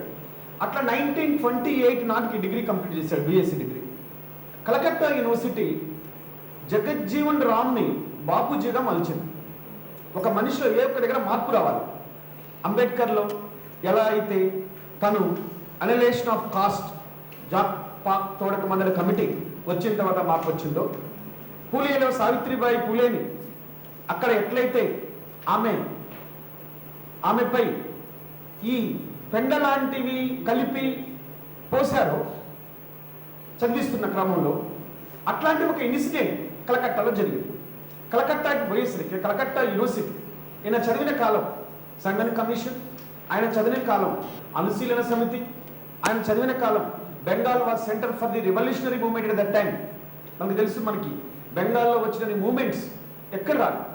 అట్లా Calcutta university because of the influence of the extreme, because of the influence of the leftist ideology, ఆ రోజుల్లో సోవియట్ యూనియన్ డిస్కషన్స్ అన్ని బెంగాల్ సెంటర్గా జరిగేవి. ఏం జరుగుతుంది? I do not say that Babu Jagajjeevan Ram is a leftist or rightist, but the influence that he got in the Calcutta University is very important milestone in his life. అట్లా కలకత్తా యూనివర్సిటీకి వచ్చిన తర్వాత ఆయనలో ఒక పరివర్తన స్టార్ట్ అయింది. గౌతమ బుద్ధుడికి ఎలా అయితే 4 వస్తువులు 4 సంఘటనలు మార్పు తీసుకొచ్చాయో, అట్లా ఆయనలో మార్పు రావడానికి కలకత్తా యూనివర్సిటీ తనను తాను అనుకున్నాడు ఎట్లా పోవాలి. ఈ లోపలనే ఇండియాలో మూమెంట్ స్టార్ట్ అయ్యి గాంధీ ఎమర్జ్ అవుతున్న కండిషన్లో సివిల్ డిజోబీడియన్స్కి వ్యతిరేకంగా, సాల్ట్ లాస్కి వ్యతిరేకంగా, శాసన ఉల్లంఘన ఉద్యమంలో ఈయన పాల్గొంచుకోవటం. He became very close to Mahatma Gandhi because Mahatma Gandhi's concept untouchability, Harijan, the disciples, the sons and daughters of the lord Hari, దేవుని బిడ్డలు అని గాంధీ అనడంతోనే గాంధీకి దగ్గర కావటం, నేతాజీ సుభాష్ చంద్రబోస్ ద్వారా గాంధీకి పోవటం, గాంధీ యొక్క అనుచరులు, ప్రధాన అనుచరులతో ఫ్రెండ్షిప్ ఉండటం. అంటే కలకత్తా యూనివర్సిటీ డేస్ అన్ని బాబు జగజ్జీవన్ రావు యొక్క లైఫ్లో ఒక పర్సనాలిటీని he was prepared himself by the influence of the various things including Indian national movie. అట్లా జగజ్జీవన్ రావు లైఫ్ గురించి మాట్లాడాలంటే ఒక 4 ఏళ్ల పాటు ఉన్న 3 ఏళ్ల కోర్సు, 1 ఇయర్, మొత్తం 4 ఏళ్ల కాలంలో జగజ్జీవన్ రావు తనను తాను మలుచుకున్నాడు. Dalit family, poor Chamar community, leftist influence, Hindu Mahasabha ప్రభావం, మదన్ మోహన్ మాలవేతో ఉండటం. అందుకని నేను ఎప్పుడు ఎక్కడ కూడా పూర్తిగా లెఫ్టిస్ట్గా కానీ రైటిస్ట్ కానీ కనిపించాడు. ఎవరైనా మా జగజ్జీవన్ రామ్ని రైటిస్ట్ అనుకుంటే పొరపాటు, at the same time leftist అనుకున్న పొరపాటు. He was very close to Mahatma Gandhi, became almost indirect disciple of Mahatma Gandhi. 28 తర్వాత 35లో ఆల్ ఇండియా డిప్రెస్డ్ లీగ్ పెట్టడంలో ఈయన చాలా క్రియాశీలకమైన పాత్ర. 1935 ఆల్ ఇండియా డిప్రెస్డ్ లీగ్, అణగారిన వర్గాల సమైక్యను పెట్టడంతో ఈయన ఒక్కసారిగా పాలిటిక్స్ వైపు, తనకి ఉన్నటువంటి పాలిటిక్స్ వైపు, వాళ్ళ మదర్ వసంతి వసంతి దేవి గారు అడిగారు, you should do a good job. No అంటే చూడండి, జాబ్ కన్ఫైన్ వాళ్ళు ఎవరు కూడా సమాజాన్ని మార్చలేదు. మనం ఒక్కలమే జాబ్ కన్ఫైన్ ఉన్నాం. 10కి వస్తున్నాం, 5కి పోతున్నాం. ఎవరైతే జాబ్ వదిలేశారో, జాబ్ వద్దనుకున్నారో వాళ్ళ ఫోటోలే, వాళ్ళ విగ్రహాలే సమాజంలో ఉన్నాయి. జాబ్ చేసుకోవాలని సెక్యూర్డ్ ఉన్న వాళ్ళ ఫోటోలు ఇంట్లో మాత్రమే ఉన్నాయి. జాబ్ వదిలేసిన ఫోటోలు విగ్రహాల రూపంలో ఉన్నాయి. అంటే దాని అర్థం మనందరం జాబ్ వదిలేసేయాలని కాదు. అంటే జాబ్ ఎక్కడో ఒక దగ్గర కట్టి పడేస్తుందని బాబు జగజ్జీవన్ రావు అనుకున్నాడు. కాబట్టి ఆ రోజుల్లో కలకత్తా యూనివర్సిటీలో బీఎస్సీ చదివితే మంచి జాబ్ వచ్చేది. But he never thought to work to do some job. వదిలేయటం. అదే టైంలో గవర్నమెంట్ ఆఫ్ ఇండియా యాక్ట్ రావటం, బీహార్ లెజిస్లేటివ్ కౌన్సిల్కి ఒక రిప్రజెంటేటివ్ని దళిత కమ్యూనిటీ నుంచి రిప్రజెంట్ చేయాలన్నప్పుడు ఆయన ఎటువైపు ఉండాలనుకున్నప్పుడు కాంగ్రెస్ పార్టీ వైపు మొగ్గు చూపాడు. Congress party without second thought unanimously resolve nominated him in the Bihar legislative council. Nominate చేయబడ్డాడు. ఇమ్మీడియట్ ఇయర్లో ఎలక్షన్ జరిగాయి. బీహార్ లెజిస్లేటివ్ అసెంబ్లీకి ఎలక్ట్ కాబడ్డాడు. అట్లా 1936లో ప్రారంభమైన ఆయన ప్రస్థానం 1986 జూలై 28 50 సంవత్సరాల పాటు ఆయన భారత రాజకీయాల్లో తిరుగులేని నాయకుడిగా ఆయన చలమనయ్యాడు. దీన్ని రకరకాల మీడియా, రకరకాల వ్యక్తులు రకరకాలుగా ప్రొజెక్ట్ చేశారు. Congress party was making him as counter part of Ambedkar అని కొంతమంది అన్నారు. లేదు, he was the combination of both left and right అని కొంతమంది అన్నారు. He was the true democratic and parliamentary leader అని కొంతమంది అన్నారు.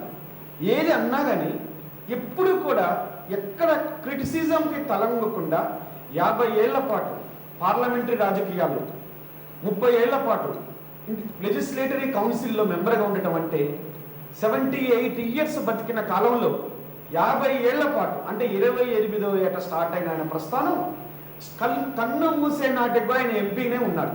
50 ఏళ్ళు ఇండియన్ పాలిటిక్స్లో ఇంత లాంగ్ టైం పార్లమెంటేరియన్గా ఉన్నది ఇంకొక లేదు. ఇండియాలోనే కాదు, world. He created a world record for the long time parliamentarian. అందుకని ఇండియన్ పార్లమెంటరీ డెమోక్రసీ గురించి మాట్లాడేటప్పుడు చాలామంది teachers, political science, public administration వాళ్ళు వాళ్ళకి తెలుసు పార్లమెంటరీ సిస్టమ్ ఎంత టఫ్, ఎంత ఛాలెంజెస్. లాంగ్ టైం ఉండటం అనేది, అట్లా లాంగ్ టైం ఉండగలిగాడు. ఎంత స్ట్రాంగ్ ఫౌండేషన్ ఉండాలి, ఎంత స్ట్రాంగ్ ఫౌండేషన్. 50 ఏళ్ళు భారత రాజకీయాల్లో ఆయన చెయ్యనటువంటి మంత్రి పదవి లేదు. ఎక్కడ ఆయన లేబర్ మినిస్టర్గా ప్రారంభమైన ఆయన ప్రస్థానం 1946, much before the general elections.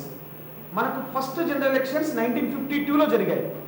First general elections కంటే ముందే 1946 interim government of Jawaharlal Nehru అంటాం మనం.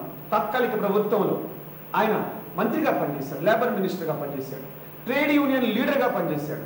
అందుకని ILO ఇంటర్నేషనల్ లేబర్ ఆర్గనైజేషన్కి ప్రెసిడెంట్గా కూడా ఈయన ఉన్నాడు. ఈయన రిప్రజెంట్ చేశాడు దాన్ని. అంటే ILOలో ప్రెసిడెంట్గా ఉండటం ఒక ప్రివిలేజ్. ఆ కాలంలో చాలా ప్రివిలేజ్. ఆ కాలంలో జవహర్లాల్ నెహ్రూ కూడా AITUC అనే సంఘానికి ప్రెసిడెంట్గా ఉన్నాడు. AITUC అనే సంఘం ఇప్పుడు అది communist party of India, CPI యొక్క affiliated organisation. Congress affiliated INTUC, CPI affiliation AITUC. AITUCకి కాంగ్రెస్ లీడర్ అయిన నెహ్రూ ప్రెసిడెంట్గా ఉన్నారు. అందుకని కమ్యూనిస్ట్ పార్టీ ఆఫీసుల్లో నెహ్రూ బొమ్మ కనిపిస్తుంది. ఎందుకు మీరు నెహ్రూ బొమ్మ పెట్టుకుంటున్నారంటే, Nehru was the first trade union leader, trade union president of AITUC. Similarly he was the first labour minister. Labour codes తీసుకొచ్చారు. ప్రతి దగ్గర జగజ్జీవన్ రామ్ తన యొక్క ముద్ర వేయడానికి ప్రయత్నం చేశాడు. ప్రతి దగ్గర లైక్ లాంగ్ టైం 78 ఇయర్స్లో, అంటే 50 ఏళ్ళ యాక్టివ్ లైఫ్లో చివరి మూమెంట్ వరకు ఎక్కడ పనిచేస్తే అక్కడ ఆయన చేసిన లాంగ్ లిస్ట్ ఆఫ్ పోర్ట్ఫోలియోస్. ఒకటి లేబర్ దగ్గర నుంచి ప్రస్థానం, irrigation minister, agriculture minister, trade union minister, food licensing minister, defence minister, railway minister, telecommunication minister. Finally Janata government వచ్చిన తర్వాత 79లో 6 నెలల 4 రోజులు డిప్యూటీ ప్రైమ్ మినిస్టర్గా పనిచేశారు. జనవరి 28, 1979 నుంచి జనవరి 28 జనవరి 1979 నుంచి జూలై 24 1979 వరకు 6 నెలల 4 రోజులు డిప్యూటీ ప్రైమ్ మినిస్టర్గా పనిచేశారు. ప్రైమ్ మినిస్టర్ కూడా కావాల్సి ఉండే.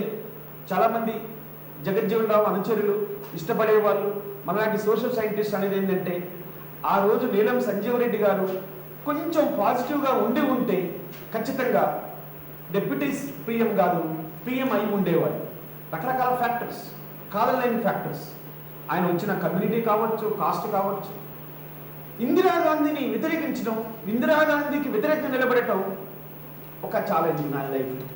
ఈ 8 టైప్స్ ఆఫ్ పోర్ట్ఫోలియోస్ చేయటం ఒక ఎత్తు అయితే, ఇందిరాగాంధీ ఎమర్జెన్సీ టైంలో ఇందిరాగాంధీని సపోర్ట్ చేశాడు. ఇంట్రెస్టింగ్గా డిఫెన్స్ మినిస్టర్గా he enjoyed the second position prime minister తర్వాత. అది నెహ్రూ ఇందిరా ఫ్యామిలీలో ఇందిరాగాంధీ ముందు నిలబడి మాట్లాడటమే చాలా కష్టం. చాలామంది అనుకుంటుంటారు 100 మంది జయలలిత కలిస్తే ఒక ఇందిరాగాంధీ అంటారు. అంటే అట్లాంటి ఇందిరాగాంధీ ముందు నిలబడి మాట్లాడటమే, ఇందిరాగాంధీ వచ్చినప్పుడు కూర్చొని మాట్లాడితే నెక్స్ట్ అదే వాళ్ళ జీవితంలో లాస్ట్ కూర్చోవడం అవుతుంది అనేది సామెత అప్పట్లో. అట్లాంటి ఇందిరాగాంధీని ఎమర్జెన్సీలో సపోర్ట్ చేసి, ఎమర్జెన్సీ తర్వాత బయటకు వచ్చి జయప్రకాష్ నారాయణతో కలిసి జనతా పార్టీతో ఉండి, ఈయన ఒక పార్టీ కాంగ్రెస్ డెమోక్రటిక్ పార్టీ పెట్టి కోalition గవర్నమెంట్లో ఉండి జనతా పార్టీ మా పిఎం క్యాండిడేట్గా జగజ్జీవన్ రావు అని ప్రచారం చేసి ముందుకెళ్ళింది. అన్ఫార్చునేట్లీ ఒక 30-31 సీట్స్ కంటే ఎక్కువ రాలేదు. కాకపోవడం వల్ల జనతా పార్టీ సరైన మెజార్టీ లేకపోయేసరికి ఆ కాలంలో మొరార్జీ దేశాయ్ ప్రైమ్ మినిస్టర్గా ఉన్నప్పుడు ఈయన డిప్యూటీ ప్రైమ్ మినిస్టర్గా పనిచేశాడు. బలం నిరూపించుకోలేకపోయాడు మొరార్జీ దేశాయ్. చరణ్ సింగ్ వచ్చాడు. చరణ్ సింగ్ కొంతకాలం స్తబ్దంగా ఉన్నాడు. ఇందిరాగాంధీ చాలా ప్రాక్టికల్ పొలిటీషియన్ కాబట్టి ఇందిరాగాంధీ గారుతో ఈయనకున్న సన్నిహిత సంబంధాల వల్ల అయి ఉండేవాడు ప్రైమ్ మినిస్టర్గా. కానీ బలం నిరూపించుకోలేని చరణ్ సింగ్ ఒక లెటర్ పంపించాడు. ఇది నేను చెప్తున్నది కాదు, హిస్టరీ చెప్తున్నది. రాష్ట్రపతి సంజీవ్ రెడ్డి గారు ఏమని పంపించారు, ఇక్కడ మాకు బలం లేదు కనుక డిజాల్వ్ చేయండి అని. అంటే బలం నిరూపించుకోలేని ప్రధానమంత్రి పంపిన లెటర్కి రెస్పాండ్ అయ్యి నాకు బలం ఉంది, అవకాశం ఇవ్వండి అని జగజ్జీవన్ రావు లెటర్ ఇస్తే రెస్పాండ్ కాలేదు. అది ఆనాడు ఉన్నటువంటి ప్రెసిడెంట్ ఆఫ్ ఇండియా చేసినటువంటి ఒక టెక్నికల్ ఎర్రర్గా చాలామంది తర్వాత రాసిన ఆర్టికల్స్లోను, పేపర్లోను, ఇంటర్నేషనల్ ప్రొజెక్టే. సరే, కాలం అనేది రకరకాలుగా ఆనాటి సందర్భం, ఆనాడు ఉన్నటువంటి పరిస్థితులు పుస్తకాల ద్వారా మనం తెలుసుకోవటం తప్ప మనం చూడలేదు. కాబట్టి డెఫినెట్గా ఒక అవకాశం అయితే ప్రైమ్ మినిస్టర్ కావాలని తను కూడా పర్సనల్గా అనుకున్నాడు. తను ఎందుకంటే అన్ని మైల్ స్టోన్స్ ఓవర్కమ్ చేశాడు, ఆల్మోస్ట్ అన్నీ చేశాడు. ఇందిరాగాంధీ క్యాబినెట్లో సెకండ్ పొజిషన్లో ఉన్నాడు. డిఫెన్స్ మినిస్టర్గా పలు పర్యాయాలు చేశాడు. ఈయన రక్షణ మంత్రిగా ఉన్న కాలంలోనే మనకి బంగ్లాదేశ్ రావటం, పాకిస్తాన్తో వార్, బంగ్లాదేశ్ దాన్ని చాలా కమిట్మెంట్గా, డెవోషన్తో, డెడికేషన్తో ఓవర్కమ్ చేశాడు. ఈయన అగ్రికల్చర్ మినిస్టర్గా ఉన్నప్పుడు మనకి గ్రీన్ రెవల్యూషన్ వచ్చింది, హరిత విప్లవం, స్వామినాథన్ గారు హరిత విప్లవం వచ్చినప్పుడు మోడర్న్ టెక్నాలజీ ఆయన పెట్టాడు. రైల్వే మినిస్టర్ ఉన్నప్పుడు రైల్వే వ్యాక్సిన్ కంపెనీలు పెట్టాడు. ఎక్కడ కూడా he was not taking rest in the office. 24 hours పని చేయటం, ఆ పని చేసే స్వభావమే జగజ్జీవన్ రావును ఇండియన్ పార్లమెంటరీ పాలిటిక్స్లో ఒక మార్జినలైజ్డ్ సెక్షన్స్ నుంచి వచ్చి 50 ఏళ్లుగా సజీవంగా నిలబెట్టింది.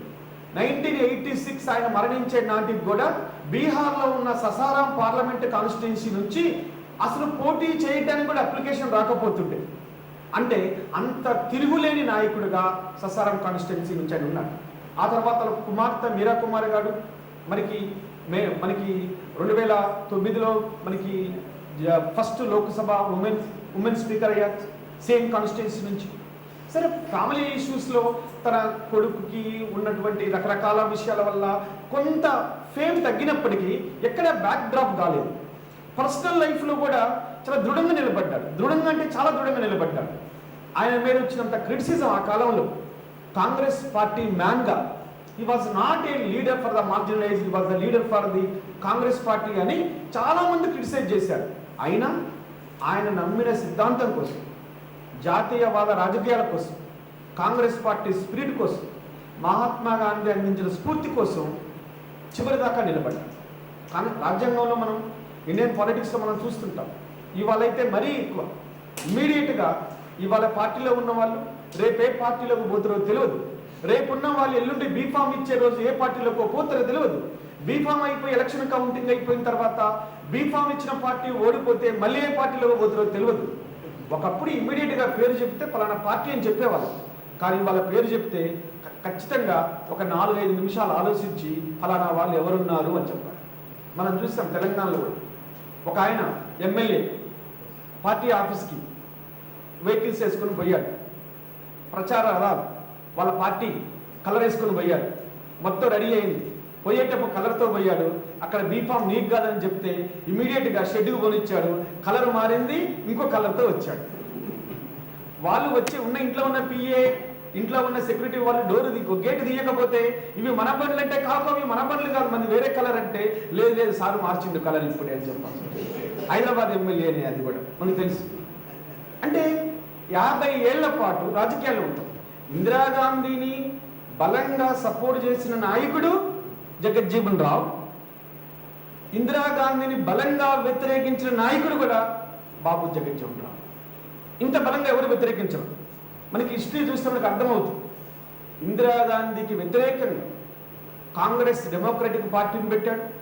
ఇందిరాగాంధీకి వ్యతిరేకంగా జనతా పార్టీతో చేతులు కలిపాడు. ఇందిరాగాంధీకి వ్యతిరేకంగా కోalition గవర్నమెంట్ నడిపాడు. ఇందిరాగాంధీకి వ్యతిరేకంగా కాంగ్రెస్ జే అనే గ్రూప్ని కూడా నడిపాడు. జే సరే అవి మెటీరియలైజ్ కాలేదు. చివరికి చనిపోయిన నాటికైనా కాంగ్రెస్ పార్టీతో కూడా సన్నిహిత సంబంధాలను ఉన్నాడు. ఐడియాలజికల్ ఫైట్ ఉన్నప్పటికీ సన్నిహిత సంబంధాలను ఉన్నాడు. అంటే ఒక వ్యక్తి యొక్క లైఫ్ని కాలం అనేది ఎట్లా ప్రభావితం చేస్తుంటుంది అని చెప్పడానికి మనకి ఇలాంటి వాళ్ళ లైఫ్ చూసినప్పుడు ఒక ఇన్స్పైరింగ్గా వస్తుంది. 78 ఇయర్స్ కాలంలో, 78 సంవత్సరాల కాలంలో, అంబేద్కర్ తర్వాత 17 ఏళ్ళు లేటుగా పుట్టి, అంబేద్కర్ చనిపోయిన తర్వాత 30 ఏళ్ళు బతికి భారత రాజకీయాలను శాసించారు. ఇది చాలా కష్టమైన పని. ఇమ్మడలేము. చాలా సందర్భాల్లో అంబేద్కర్ కాంగ్రెస్ నుంచి బయటకు వచ్చాడు. కాంగ్రెస్ పార్టీలో ఇమ్మలేకపోయాడు. కాంగ్రెస్ అంబేద్కర్ని బ్లేమ్ చేసినంతగా ఎవరిని బ్లేమ్ చేయలేదు కాంగ్రెస్ పార్టీ ఆనాడు. అయినా కానీ బలంగా నిలబడ్డాడు. ఒక సిద్ధాంతపరంగా వాల్యూస్గా పోతున్నప్పుడు రాజకీయ పార్టీలకు ఐడియాలజీలో ఇవ్వడం చాలా కష్టం. వాళ్ళకి ఏదో ఒక రకమైన ముద్రేసి కులవాదనో, అరాచకవాదనో, ఆర్థికవాదనో, లూజ్ మోరల్స్ అనో ఇంకేదో రకరకాలైనటువంటి బ్రాండ్ వేసి వాళ్ళ బయటికి పంపించే పని భారత రాజకీయాల్లో చాలా ఎగ్జాంపుల్స్ ఉన్నాయి.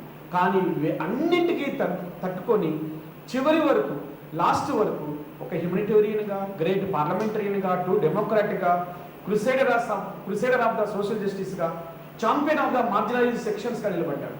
బీహార్ ప్రాంతం అన్ఫార్చునేట్లీ ఈయన ప్రతిసారి కులానికే పరిమితమయ్యాడు. ప్రతిసారి కులానికి పరిమితమైనటువంటి నాయకులుగా ఇండియాలో ఉన్న దళిత్ లీడర్స్, ఎస్పెషల్లీ జగజ్జీవన్ రామ్ని కాస్ట్ పరిమితం చేశారు. Very pathetic condition. Excluded from the curriculum.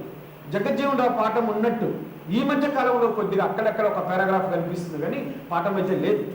Ambedkar మీద పాఠం, పూలే మీద పాఠాలు కూడా మహారాష్ట్రలో పాపులర్, కానీ అవుట్ సైడ్ మహారాష్ట్ర ఈ మధ్య కాలంలో మాత్రమే లెసన్స్ కాస్త 2000 తర్వాత, 95 తర్వాత, ఎగ్జిస్టెన్స్ మూమెంట్స్ వచ్చిన తర్వాత ఈ అస్తిత్వవాద ఉద్యమాల ఫలితంగా included in the curriculum, otherwise outrightly excluded from the curriculum. There are many discussions how Pandit Nehru included the curriculum, how Gandhi included in the curriculum, how Sardar Vallabhbhai Patel included in the curriculum, why these people are excluded. అంటే ఏదైనా మాట్లాడినప్పుడు cost వీళ్ళు కులతత్వవాదులుగా ముద్రేయటం, బయటికి నెట్టడం. వాళ్ళు ఏ కులం కోసం చేశారు? రైళ్లు కేవలం ఎస్సీల కోసం ఉన్నాయా, బీసీల కోసం ఉన్నాయా, ఎస్టీల కోసం ఉన్నాయా? డిఫెన్స్, రక్షణ శాఖ మంత్రిగా ఓన్లీ ఎస్సీలకి, బీసీలకి లేదా మహిళలకే చేశాడా? కాదు. ఆయన చేసిన పోర్టుపోలియోలు ఎక్కడ కూడా ఆయన సాంఘిక సంక్షేమ శాఖ మంత్రిగా పనిచేయలేదు. అసలు ఇష్టపడలేదు ఆయన. ఆయన చేసినవన్నీ జనరల్ పోస్టులు. Labour minister, agriculture minister, defence minister, railway minister, communication minister. ఆ టెలికమ్యూనికేషన్ డిపార్ట్మెంట్ పాపులరైజ్ అయిందంటే ఆయనతోని. అంతకుముందు టెలికమ్యూనికేషన్ డిపార్ట్మెంట్కి ఎగ్జిస్టెన్సే లేదు. బట్ చరిత్రలో స్థానం సంపాదించలేదు. అదే Shyam Pitroda knowledge commission chairman, knowledge సృష్టికర్త అంటారు. వ్యవసాయ రంగాన్ని నాశనం చేసిన స్వామినాథన్ హరిదీప్లో పితామహుడు అంటారు. వ్యవసాయ రంగాన్ని నాశనం ఇచ్చిన స్వామినాథన్ పితామహుడు అవుతాడు. హరిత విప్లవానికి పితామహుడు, హారధాన్యాల్లో కెమికల్స్ వచ్చి షుగర్ బీపీ రావడానికి వచ్చి ప్రజల ఆరోగ్యాన్ని మొత్తాన్ని తీసుకుపోయి కార్పొరేట్ కంపెనీలకు తాకట్టు పెట్టిన మహానుభావుడు ఆరోగ్యానికి పితామహుడు ఇతడు ఇండియాలో. కానీ రైల్వేలకి నూతన తరాన్ని నుంచి లొకోమోటివ్ సంస్థకు, అదే టెలికమ్యూనికేషన్స్కు ఒక న్యూ కలర్స్ ఇచ్చిన జగజ్జీవన్ రావు మాత్రం దళితుల లీడర్ అవుతాడు, మాదిగల లీడర్లు అవుతాడు, చమ్మర్ల లీడర్లు అవుతాడు. లేదా నువ్వు జగజ్జీవన్ రావు గురించి మాట్లాడితే నువ్వు ఎస్సీఆ అని అంటారు, నువ్వు అంబేద్కర్ గురించి మాట్లాడితే నువ్వు ఎస్సీఆ అంటారు, నువ్వు పూలే గురించి మాట్లాడితే నువ్వు బీసీఆ అంటారు. అదే పండిట్ నెహ్రూ గురించి మాట్లాడితే ఎవరైనా మాట్లాడవచ్చు, సర్దార్ వల్లభాయ్ పటేల్ గురించి ఎవరైనా మాట్లాడవచ్చు. అంటే I'm not criticizing their personality. This branding is very common phenomena, common thing in India unfortunate. అంటే మరి గాంధీని ఎందుకు ఫాదర్ ఆఫ్ ద నేషన్ అయ్యారు? గాంధీని ఎవరు బనియా కులస్తులు, కోమటలు గాంధీ మావోడని చెప్పరు. గాంధీ అనగానే మనం కూడా తెలియకుండానే బాడీ అంతా దగ్గరికి వచ్చేసి చేతులన్నీ పైకి పోయి మనం గాంధీ గారికి దండం పెడతాం. గాంధీ గారు మరి ఎందుకు మనం అంబేద్కర్, పూలే దగ్గరికి వచ్చేసరికి, జగజ్జీవన్ రావు దగ్గరికి వచ్చేసరికి ఆగిపోతామంటే మనకు తెలియనటువంటి కాస్ట్ సిస్టమ్ ఇండియాను డామినేట్ చేసింది. అది that is inclined in the blood. చాతుర్వర్ణ సిస్టమ్, ఋగ్వేద 10th మండల చాతుర్వర్ణ సిస్టమ్ మనకి తెలియకుండా మన బ్లడ్లో ఇంకిపోయి. మా మిత్రుడు వేణుగోపాల్ రెడ్డి గారు ఉన్నారు ఇక్కడ. స్టూడెంట్ డేస్ నుంచి ఆయన ఉస్మాన్ యూనివర్సిటీలో ఫైటర్. ఆయన ఒక్కడే రెడ్డి కమ్యూనిటీ నుంచి వచ్చిన లీడరు. మేము అందరము బీసీ, ఎస్సీ, ఎస్టీ నుంచి వచ్చేవాడు మా పక్కన నిలబడేవాళ్ళు. మేము సరదాగా నువ్వేంటబ్బా నువ్వు, మేము తిట్టేదే వెళ్ళ తిడుతున్నావు, నువ్వు వచ్చి మా పక్కన ఉంటావు అంటే మనంతా ఒకటే అనేవాడు. The spirit. వాస్తవానికి చెప్పాలంటే వీకర్ సెక్షన్స్ గురించి మాట్లాడే వాళ్ళంతా 1995కు ముందు ఎవరుండేవాళ్ళు? అప్పర్ కమ్యూనిటీస్ ఉండేవాళ్ళు. మా వాసనకు తెలుసు, మా డిగ్రీ కాలేజీ, ఖమ్మం డిగ్రీ కాలేజీలో అయితే పెద్ద పెద్ద వాళ్ళు లీడర్స్ వచ్చి మాట్లాడేవాళ్ళు. వాళ్ళంతా ఎవరు? Upper communities. అయితే బ్రాహ్మిన్స్, రెడ్డిస్, కమ్మాస్. మరి ఖమ్మం కాబట్టి మాకు కమ్మలు, రెడ్లు మా లీడర్లు అంతే. కానీ వాళ్ళు ఏనాడు కమ్మలు, రెడ్డిల యొక్క ప్రయోజనాల కోసం పాటుపడలేదు. It is true, I must confess, I must tell. ఇప్పుడు జనరేషన్ గురించి నేను మాట్లాడట్లేదు. 90sలో ఏనాడు కూడా మాట్లాడలేదు. ఎందుకు? మేము వాళ్ళు చేసిన సాక్రిఫైస్ అలాంటిది. అందుకని సొసైటీలో మనం చూస్తున్నప్పుడు ఏ కులంలో పుట్టామని కంటే ఏ వర్గ ప్రయోజనాల కోసం మనం పనిచేస్తున్నాము. బాలగోపాల్ గారు చాలా లెక్చర్స్ ఇచ్చారు. చాలా జీవితాంతం ఆదివాసుల కోసం మాట్లాడారు, జీవితాంతం దళితుల కోసం మాట్లాడారు. ఆయన నోబెల్ అవార్డు తెచ్చుకుని ఉండేవారు. కానీ ఆయన ఎప్పుడు నోబెల్ అవార్డు కోసం అప్లై కాదు కదా, ఆయన ప్రొఫెసర్షిప్ను వదిలేసి ప్రాక్టీస్ చేశారు, లాయర్గా ప్రాక్టీస్ చేశారు. ఆయన పుట్టినటువంటి కులం ఏంటి, ఆయన పోరాడినటువంటి వర్గం ఏంటి? శ్రీశ్రీ ఒక సనాతనమైనటువంటి బ్రాహ్మణ కుటుంబంలో పుట్టాడు. ఆయన రాసింది చైనా దేశపు రిక్షావాలా, చెక్ దేశపు పని మనిషి, ఎవరైతే నేను మనుషులే అన్నాడు. నైలు నటి నాగరికతలో సామాన్యుడి జీవనం ఎక్కడ అన్నాడు. తాజ్మహల్ నిర్మాణానికి రాళ్ళెత్తిన కూలీలు ఎవ్వరు అన్నాడు. ఇవన్నీ ఎవరు? తాజ్మహల్ షాజహాన్ కట్టాడు, బ్యూటిఫుల్గా వైఫ్కి ఒక రకమైనటువంటి ఇది ఇచ్చాడు, బహుమానం ఇచ్చాడు అంటే బాగానే ఉంది. కానీ తాజ్మహల్ నిర్మాణంలో 22 కోట్ల రూపాయలు, 750 మంది చచ్చిపోయారని రికార్డు చెబుతున్నాయి. రికార్డులకు అందింది 750, రికార్డులకు అందకుండా 1000 మంది చచ్చిపోయారు. ఆ నిర్మాణానికి కూలి ఎత్తిన వాళ్ళ పేర్లు ఏవీ లేవు, రాయరు. వాళ్ళు ప్రశ్నించిన ఎవరి కోసం అంటే ప్రజల కోసం, ప్రజల కోసం. అంటే ఎప్పుడైనా మనం ఒక హిస్టరీని చూసేటప్పుడు, ఒక చరిత్రను అర్థం చేసుకునేటప్పుడు వీళ్ళు మాట్లాడితే వీళ్ళు ఫలానా అంటారు. ఒక 98లో 97లోను ఒక లీడర్ ఉండేవారు. చక్రపాణి సార్ చెప్తున్నప్పుడు నాకు అదే గుర్తొస్తుంది. ఆయన స్పీచ్ సూర్యాపేటలో విన్నాను. మా ధర్మనాయకాన్ని కూడా మీటింగ్కి వచ్చి ఉంటాడు. మారోజు వీరన్ అని ఒక లీడర్ ఉండేవాడు. మారోజు వీరన్ అని సైన్స్ కాలేజ్ స్టూడెంట్. ఆయన మాట్లాడుతున్నప్పుడు ఇదే క్వశ్చన్ డిబేట్ చేసేవాడు. ఇదే క్వశ్చన్, ఇండియా మారాలంటే ఇండియాలో రావాల్సిన అంశాలు. ఆయన బుక్కే రాశాడు, ఇండియాలో ఏం చేయాలి అని ఒక బుక్కే రాశాడు. అంటే మనం బ్రాండింగ్ వేయటం బాగా ఇంపార్టెంట్ అయిపోయింది. బ్రాండింగ్ వేయటం అనేది ఒక ప్యాషన్, ఒక ట్రెండ్గా డెవలప్ అవుతుంది. అందుకని ఈ కాలంలో ఈ మహనీయుల జయంతి ఉత్సవాలలో నెలలో మనం మాట్లాడుకోవాల్సింది, ఇప్పుడు నా బర్త్డేనో, మన బర్త్డేనో, మీ బర్త్డేనో అయితే ఏం చేస్తాం? కేక్ కట్ చేస్తాం, నైట్ బావర్చి బిర్యానీ, ప్యారడైజ్ బిర్యానీ పెట్టేస్తాం, ఆర్డర్లో వస్తుంది. ఇక ఫ్రెండ్స్ ఉంటే సాలిడ్, లిక్విడ్ సాలిడ్ అన్నీ కలుస్తాయి. ఇది మన బర్త్డే. కానీ మహానుభావుల బర్త్డే జరిపేటప్పుడు ఇది ఒక అకాడమిక్ ఫీస్ట్, అకాడమిక్ ఫెస్ట్. వాళ్ళు జీవించున్న కాలాన్ని, వాళ్ళు ఇచ్చిన ఆదర్శాలని, వాళ్ళ విలువల్ని, వాళ్ళ కాలాన్ని, ప్రజెంట్గా ఉన్న కాలాన్ని చేయటం అకాడమిక్ ఫెస్ట్.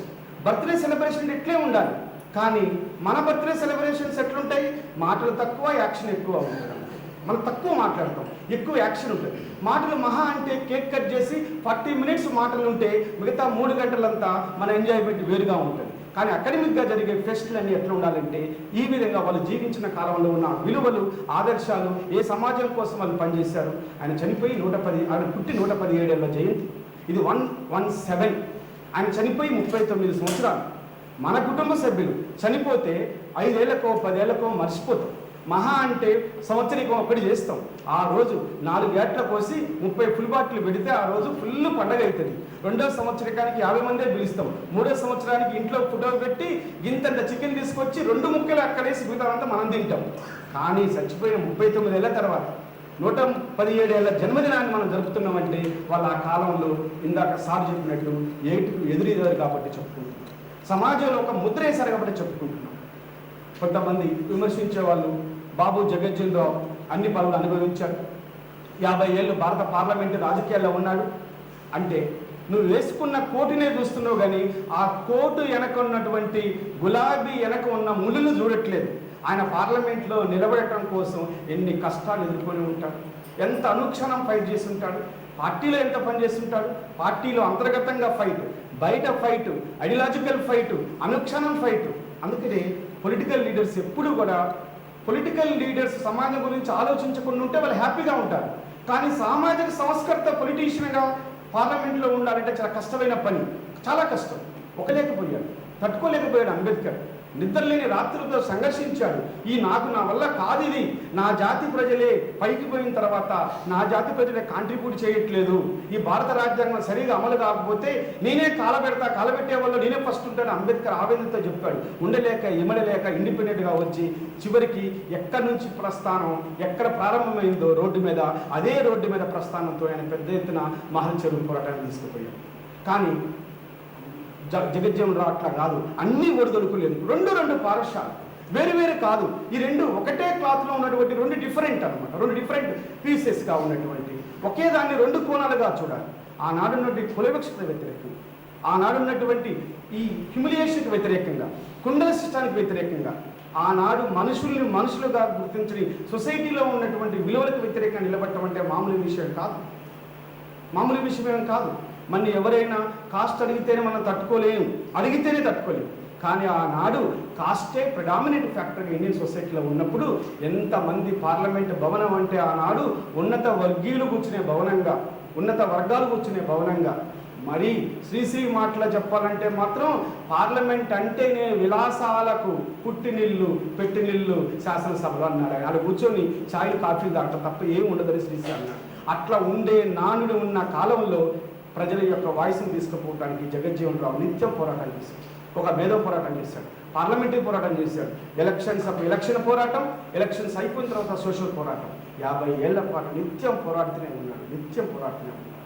అందుకనే ఆయన ఒకసారి మీటింగ్ పెడితే ఇందిరాగాంధీ భయపడ్డది. ఎమర్జెన్సీ 77 తర్వాత ఈయన రామ్లీలా మైదానంలో పెద్ద మీటింగ్ పిలిపించాడు. ఇంత పెద్ద మీటింగ్ అంటే ఆ పెద్ద మీటింగ్కి జనం తండోపతండలుగా ఓన్లీ జగజ్జీవన్ రావు యొక్క చరిష్మాతోని ఆ మీటింగ్ అంతా నిండిపోతుంది, అంతా జనం వచ్చేస్తున్నారు. అప్పుడే బాబీ సినిమా రిలీజ్ అయ్యింది. బాబీ సినిమా కొత్త సినిమా రిలీజ్ అయ్యి మార్కెట్లో ఉంది. బాబీ సినిమా గురించి చాలామందికి పెద్దవాళ్ళకి తెలిసి ఉంటుంది. బాబీ సినిమా గురించి 1973 సెప్టెంబర్ 8, 9వ తారీఖు అది బాబీ సినిమా రిలీజ్ అయింది. అదొక పెద్ద సినిమాగా అది టీవీలలో బాలీవుడ్ సినిమా. షోలే సినిమా తర్వాత సెకండ్ బిగ్గెస్ట్ కలెక్షన్, ఆ రోజుల్లోనే 11 కోట్లు వసూలు చేసింది. 1973 రిలీజ్ అయినప్పుడు అది పాన్ ఆఫ్రికా, పాన్ వరల్డ్ అనమాట, పాన్ ఇండియాని మించిపోయినటువంటి ఆస్ట్రేలియాలో, సోవియట్లో అన్నిటి దగ్గర ఆ సినిమా ఆడింది. ఆ సినిమాని దూరదర్శన్లో టెలికాస్ట్ చేశారు. జగజ్జీవన్ రావు మీటింగ్ బ్రేక్ చేయాలంటే బాబీ సినిమాని దూరదర్శన్లో సడన్గా ఈరోజు మార్నింగ్ డిక్లేర్ చేసి ఈవినింగ్ బాబు జగజ్జీవన్ రావు మాట్లాడే సమయానికి దూరదర్శన్లో ఆ సినిమా వేశారు. అంటే జనం అంతా ఆ సినిమా పొద్దున్న నుంచి అడ్వర్టైజ్మెంట్సే, ఇవాళ బాబీ సినిమా.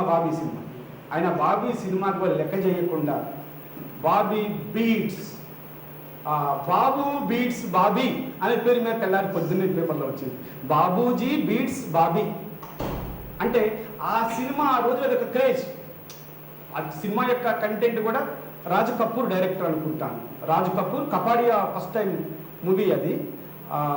అందులో మూవీ కూడా రిచ్ అండ్ పూర్ మధ్యలో జరిగిన సంభాషణ, అందులోంచి ఒక లవ్ స్టోరీ, రొమాంటిక్గా ఉండేటువంటి ఒక లవ్ స్టోరీ ఉండేది. Disparities between haves and have nots నుంచి ఒక డబ్బులు ఉన్నటువంటి ఫ్యామిలీ, డబ్బు లేని ఫ్యామిలీ, పిల్లలు లవ్లో పడ్డప్పుడు ఎట్లా ఉంటుంది, దానికి ఉన్న కథ, చెప్పే డైలాగ్ అంతా ఆ రోజుల్లో షోలే తర్వాత ఒక పెద్ద మూవీగా బయటకు వచ్చింది. అట్లాంటి మూవీని వేసి ఇందిరాగాంధీ తనకున్నటువంటి తెలివిని ప్రదర్శించాలని ప్రయత్నం చేసింది. అయినా కానీ ఆ మూవీకి పోకుండా జనం మొత్తం నగర వీధులన్నీ నిండిపోయి 1,00,000 మంది జనం హాజరయ్యారు. అంటే చూడండి, ఒక పార్లమెంటరీ పాలిటిక్స్లో ఒక పార్టీతో కలిసి పని చేయడం, ఆ పార్టీ మీద తిరుగుబాటు చేయడం కొత్త ఏమీ కాదు. ఇది 1950s నుంచే ఉందే.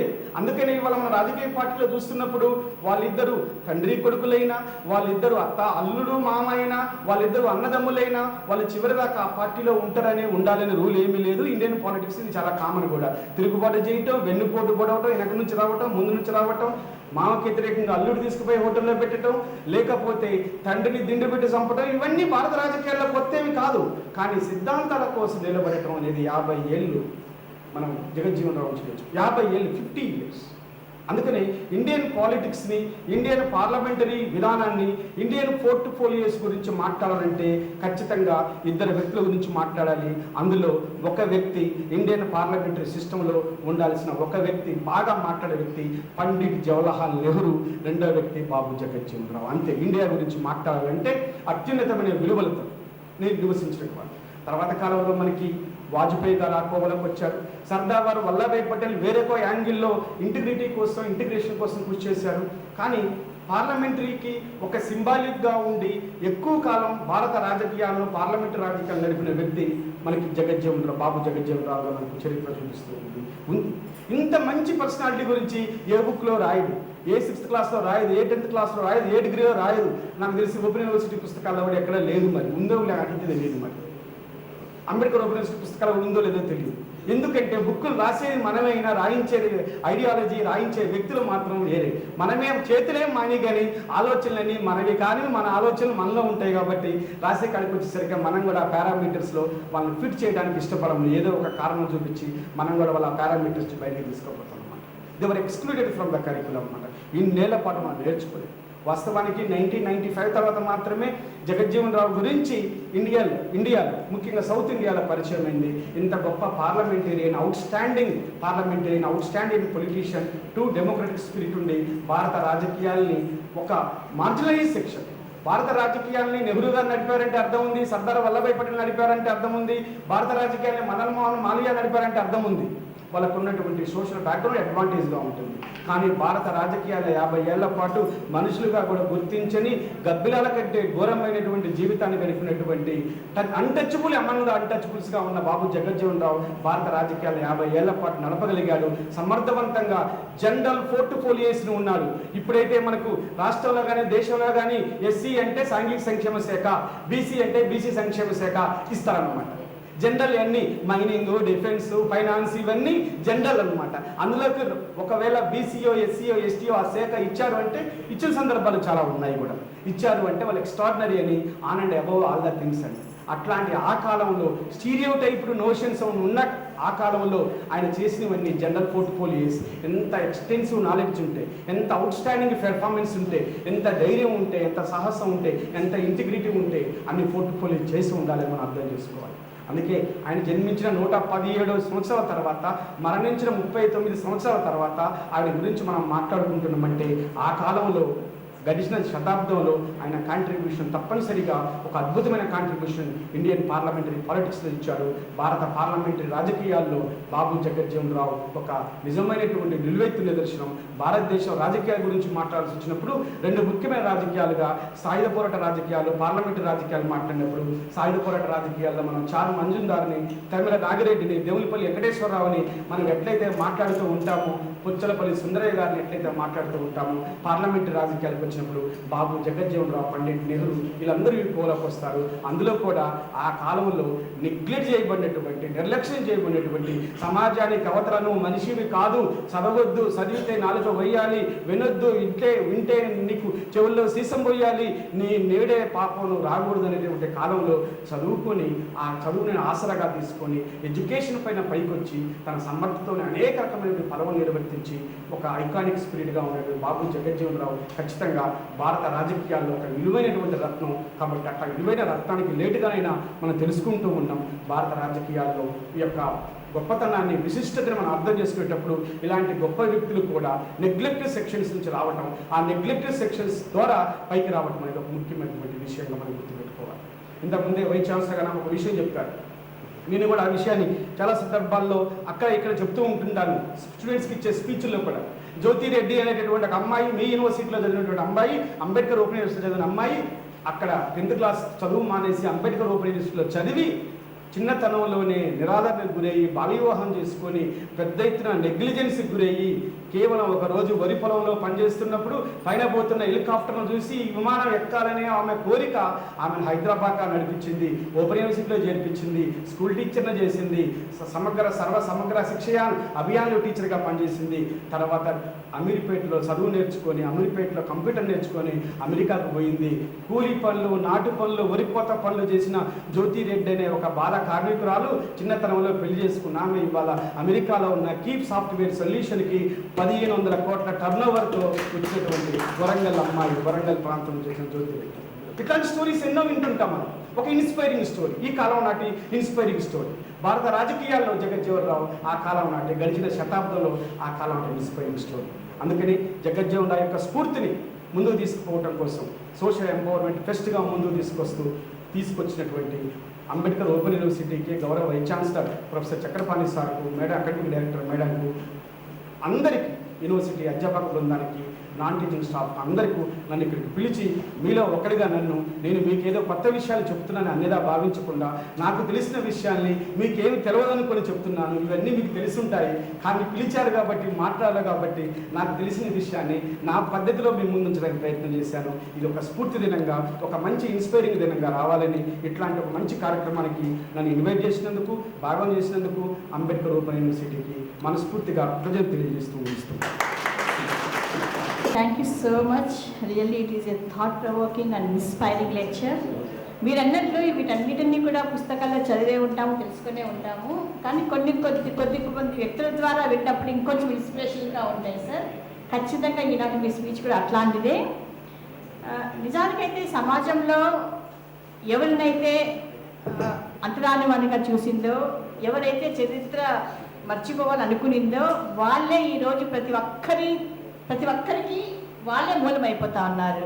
ఏ రాజకీయ పార్టీ కావచ్చు, మనుషులు కావచ్చు, సమాజం అంతా కూడా ఇప్పుడు మళ్ళీ వాళ్ళ వైపే చూస్తూ ఉంది. అంత భూమి గుండ్రంగా ఉంది అని అన్నదాన్ని నిరూపిస్తా ఉన్నారు మళ్ళీ ఈ మహనీయులు కూడా అనమాట.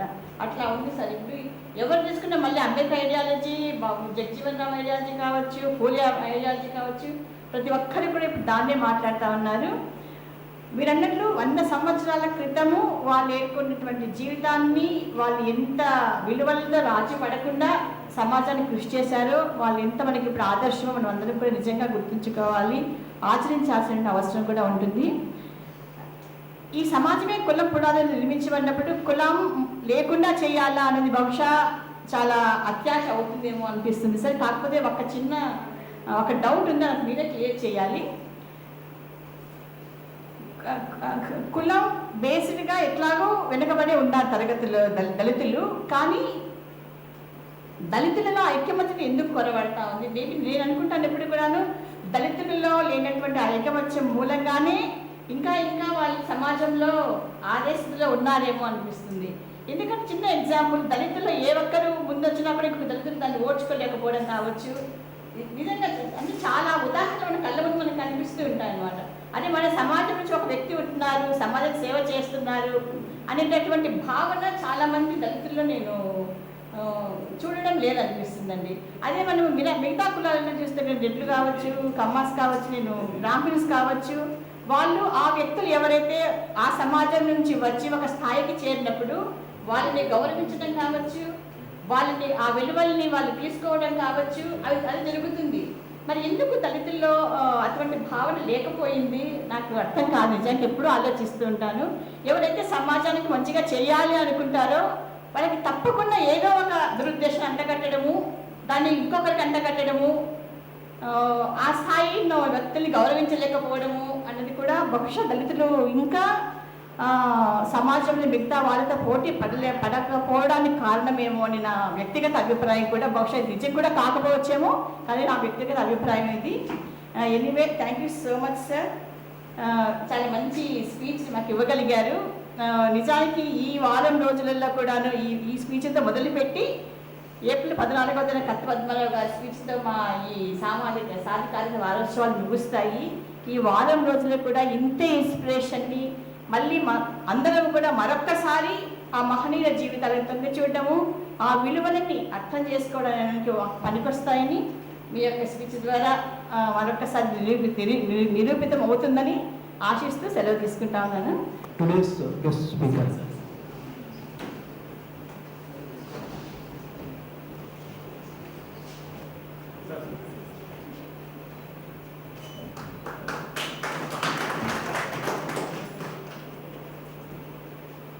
డాక్టర్ కొండా నాగేశ్వరరావు గారు. ఈనాటి ఇందాక చెప్పారు మన లెసన్స్లో అసలు ఉందా లేదా అనేది. పక్కనే ఉన్న మన వాళ్ళతో మాట్లాడుతున్నప్పుడు అక్కడక్కడ కొంత మేరకు ప్రస్తావించారు, కొన్ని పెట్టారు. సోషల్ సైన్సెస్లో ఉన్నది అనేది ఇంకా కూడా పెట్టడానికి ప్రయత్నం చేస్తారేమో. కానీ ఇంత ఎలాబొరేట్గా బాబు జగ్జీవన్ రామ్ గారు గురించినటువంటి అంశం పైన ఒక విశ్వవిద్యాలయంలో ఇంత మంచి లెక్చర్ సిరీస్ పెట్టినటువంటి సందర్భం ఏ విశ్వవిద్యాలయంలో ఉందో లేదో, కానీ మన అంబేద్కర్ ఓపెన్ విశ్వవిద్యాలయము దీనికి నాంది పలుకుతుంది. అలాంటి మొదటి లెక్చర్కి వచ్చి డాక్టర్ ఈ రోజు ఉన్నటువంటి కొండా నాగేశ్వరరావు గారు బాబు జగ్జీవన్ రామ్ గారి గురించినటువంటి రాజకీయ ప్రస్థానం, ఆయన యొక్క వ్యక్తిగత సామాజిక అంశాలు, సమాజం కోసం పాటుపడినటువంటి దాన్ని చాలా ఆప్ట్గా మా బీసీ గారు మిమ్మల్ని ఎంచుకున్నారని మేము కూడా అనుకుంటున్నాం. రానున్న రోజుల్లో తప్పకుండా ఇలాంటి అనేక లెక్చర్ సిరీస్లు కొనసాగుతాయని, తద్వారా ఇప్పుడు మీరు మాట్లాడిన ప్రతి అంశం కూడా యూట్యూబ్ ద్వారా ఆల్రెడీ స్ట్రీమ్ అయింది. ఆ లింక్ మీకు కూడా పెట్టాము. సోషల్ మీడియాస్లో కూడా మా యాంగిల్స్లో కూడా ప్లే అవుతూ ఉంది.